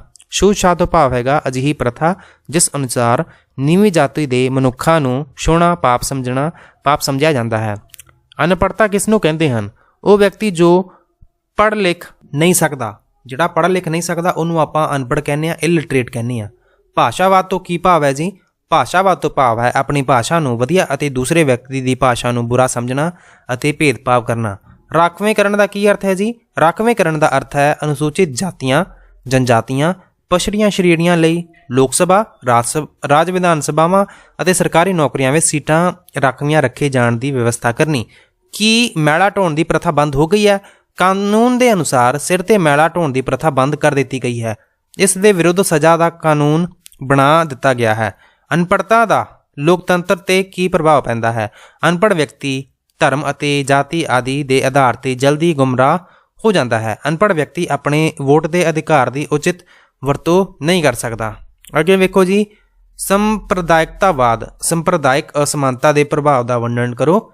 ਧਰਮ ਦੇ ਆਧਾਰ ਤੇ ਰਾਜਨੀਤਿਕ ਦਲਾਂ ਦਾ ਗਠਨ ਕੀਤਾ ਜਾ ਰਿਹਾ ਹੈ। ਧਰਮ ਦੇ ਆਧਾਰ ਉੱਤੇ ਹੋਂਦ ਵਿੱਚ ਆਏ ਕਈ ਦਬਾਅ ਸਮੂਹ ਭਾਰਤੀ ਲੋਕਤੰਤਰ ਨੂੰ ਪ੍ਰਭਾਵਿਤ ਕਰ ਰਹੇ ਹਨ। ਜਨ ਜੀਵਨ ਵਿੱਚ ਹਿੰਸਾ ਤੇ ਵਾਧੇ ਲਈ ਸੰਪਰਦਾਇਕਤਾ ਦਾ ਪ੍ਰਭਾਵ ਹੈ। ਸੰਪਰਦਾਇਕ ਲੋਕਾਂ ਦੇ ਮਤਦਾਨ ਵਿਵਹਾਰ ਨੂੰ ਪ੍ਰਭਾਵਿਤ ਕਰ ਰਹੀ ਹੈ। ਸੰਪਰਦਾਇਕਤਾ ਲੋਕਾਂ ਦੇ ਮਤਦਾਨ ਵਿਵਹਾਰ ਨੂੰ ਪ੍ਰਭਾਵਿਤ ਕਰ ਰਹੀ ਹੈ। ਅੱਗੇ ਵੇਖੋ ਜੀ ਸਰਵ ਸਿੱਖਿਆ ਅਭਿਆਨ ਤੇ ਇੱਕ ਨੋਟ ਲਿਖੋ। ਭਾਰਤ ਸਰਕਾਰ ਨੇ ਦੇਸ਼ ਵਿੱਚ ਅਨਪੜ੍ਹਤਾ ਨੂੰ ਰੋਕਣ ਅਤੇ ਸਾਖਰਤਾ ਨੂੰ ਵਧਾਉਣ ਲਈ 2001 ਵਿੱਚ ਸਰਵ ਸਿੱਖਿਆ ਅਭਿਆਨ ਸ਼ੁਰੂ ਕੀਤਾ ਸੀਗਾ। ਇਸ ਅਭਿਆਨ ਤਹਿਤ 8ਵੀਂ ਜਮਾਤ ਤੱਕ 6ਵੀਂ ਤੋਂ 14 ਸਾਲ ਤੱਕ ਦੀ ਉਮਰ ਦੇ ਬੱਚਿਆਂ ਲਈ ਮੁਫਤ ਅਤੇ ਲਾਜ਼ਮੀ ਸਿੱਖਿਆ ਜ਼ਰੂਰੀ ਕੀਤੀ ਗਈ ਹੈ। ਸਿੱਖਿਆ ਸੰਸਥਾਵਾਂ ਦੀ ਗਿਣਤੀ ਵਿੱਚ ਵਾਧਾ ਕੀਤਾ ਗਿਆ ਹੈ। ਸਿੱਖਿਆ ਦੇ ਅਧਿਕਾਰ ਨੂੰ ਮੌਲਿਕ ਅਧਿਕਾਰ ਵਿੱਚ ਸ਼ਾਮਿਲ ਕੀਤਾ ਗਿਆ ਹੈ। ਅੱਗੇ ਵੇਖੋ ਜੀ ਸੀਮਾਂਤ ਗਰੁੱਪਾਂ। ਸੀਮਾਂਤ ਗਰੁੱਪ ਕਿਹਨਾਂ ਨੂੰ ਕਿਹਾ ਜਾਂਦਾ ਹੈ? ਇਸ ਦੀਆਂ ਕਿਸਮਾਂ ਲਿਖੋ। ਸੀਮਾਂਤ ਗਰੁੱਪ ਸਾਡੇ ਸਮਾਜ ਦੇ ਅਜਿਹੇ ਸਮੂਹ ਹਨ ਜਿਹੜੇ ਸਮਾਜਿਕ ਅਤੇ ਆਰਥਿਕ ਕਾਰਨਾਂ ਕਰਕੇ ਲੰਮੇ ਸਮੇਂ ਤੋਂ ਅਣਗੌਲੇ ਜਾਂਦੇ ਹਨ। ਸੀਮਾਂਤ ਗਰੁੱਪਾਂ ਦੀਆਂ ਮੁੱਖ ਕਿਸਮਾਂ ਹਨ ਅਨੁਸੂਚਿਤ ਜਾਤੀਆਂ, ਅਨੁਸੂਚਿਤ ਕਬੀਲੇ, ਪਛੜੀਆਂ ਸ਼੍ਰੇਣੀਆਂ ਤੇ ਘੱਟ ਗਿਣਤੀ। ਜਾਤੀਵਾਦੀ ਭਾਰਤੀ ਲੋਕਤੰਤਰ ਤੇ ਪ੍ਰਭਾਵ ਲਿਖੋ। ਜਾਤੀ ਦੇ ਆਧਾਰ ਤੇ ਰਾਜਨੀਤਿਕ ਪਾਰਟੀਆਂ ਦਾ ਗਠਨ ਹੋ ਰਿਹਾ ਹੈ। ਚੋਣਾਂ ਸਮੇਂ ਜਾਤੀ ਦੇ ਨਾਂ ਉੱਤੇ ਵੋਟਾਂ ਮੰਗੀਆਂ ਜਾਂਦੀਆਂ ਹਨ। ਜਾਤੀ ਦੇ ਆਧਾਰ ਤੇ ਸੰਘਰਸ਼ ਅਤੇ ਹਿੰਸਾ ਹੁੰਦੀ ਹੈ। ਰਾਖਵਾਂਕਰਨ ਕੀ ਹੈ ਜੀ? ਤੇ ਰਾਖਵੇਂਕਰਨ ਦੀ ਲੋੜ ਕਿਉਂ ਹੈ? ਰਾਖਵੇਂਕਰਨ ਤੋਂ ਭਾਵ ਹੈਗਾ ਜੀ ਅਨੁਸੂਚਿਤ ਜਾਤੀ ਅਤੇ ਜਨਜਾਤੀਆਂ ਲਈ ਲੋਕ ਸਭਾ, ਰਾਜ ਵਿਧਾਨ ਸਭਾਵਾਂ ਅਤੇ ਸਰਕਾਰੀ ਨੌਕਰੀਆਂ ਵਿੱਚ ਸੀਟਾਂ ਰਾਖਵੀਆਂ ਰੱਖੇ ਜਾਣ ਦੀ ਵਿਵਸਥਾ ਕਰਨੀ। ਗਰੀਬ ਵਿਅਕਤੀਆਂ ਨੂੰ ਸਮਾਜ ਵਿੱਚ ਉੱਪਰ ਉਠਾਉਣ ਲਈ ਰਾਖਵੇਂਕਰਨ ਦੀ ਲੋੜ ਜਿਹੜੀ ਹੈਗੀ ਹੈ ਜੀ ਉਹ ਪੈਂਦੀ ਹੈ। ਸੋ ਇਹ ਕੁਝ ਗੱਲਾਂ ਸੀਗੀਆਂ ਜੀ ਜਿਹੜੀਆਂ ਕਿ ਆਪਾਂ ਡਿਸਕਸ ਕਰ ਚੁੱਕੇ ਹਾਂ। ਉਮੀਦ ਮੈਂ ਇਹੀ ਕਰੂੰਗਾ ਸੈਸ਼ਨ ਤੁਹਾਨੂੰ ਪਸੰਦ ਆਇਆ ਹੋਊਗਾ। ਸੈਸ਼ਨ ਪਸੰਦ ਆਇਆ ਹੋਵੇ ਤਾਂ ਲਾਈਕ ਦਾ ਬਟਨ ਪ੍ਰੈਸ ਕਰਿਓ ਤੇ ਕਮੈਂਟ ਕਰਕੇ ਆਪਦਾ ਫੀਡਬੈਕ ਜ਼ਰੂਰ ਦਿਓ ਕਿ ਕਲਾਸ ਤੁਹਾਨੂੰ ਕਿਹੋ ਜਿਹੀ ਲੱਗੀ। ਚੈਨਲ ਤੇ ਨਵੇਂ ਹੋ ਚੈਨਲ ਨੂੰ ਸਬਸਕ੍ਰਾਈਬ ਜ਼ਰੂਰ ਕਰ ਲਿਓ। ਐਂਡ ਇੱਕ ਮੈਂ ਅਪੀਲ ਤੁਹਾਨੂੰ ਵੀਡੀਓ ਦੀ ਸਟਾਰਟਿੰਗ ਵਿੱਚ ਕੀਤੀ ਸੀਗੀ ਤੇ ਹੁਣ ਵੀ ਕਰ ਰਿਹਾ, ਐਟਲੀਸਟ ਤੁਸੀਂ ਆਪਦੇ 2 ਜਾਂ 3 ਫਰੈਂਡਸ ਤੋਂ door step education point channel ਨੂੰ ਸਬਸਕ੍ਰਾਈਬ ਜ਼ਰੂਰ ਕਰਵਾਇਓ। ਸੋ ਇੰਨੀ ਕੁ ਅਪੀਲ ਸੀਗੀ ਜੀ। ਸੋ ਇਸ ਦੇ ਨਾਲ ਹੀ ਵੀਡੀਓ ਨੂੰ ਕਰਦੇ ਹਾਂ ਖਤਮ। Thank you so much for watching. God bless you all.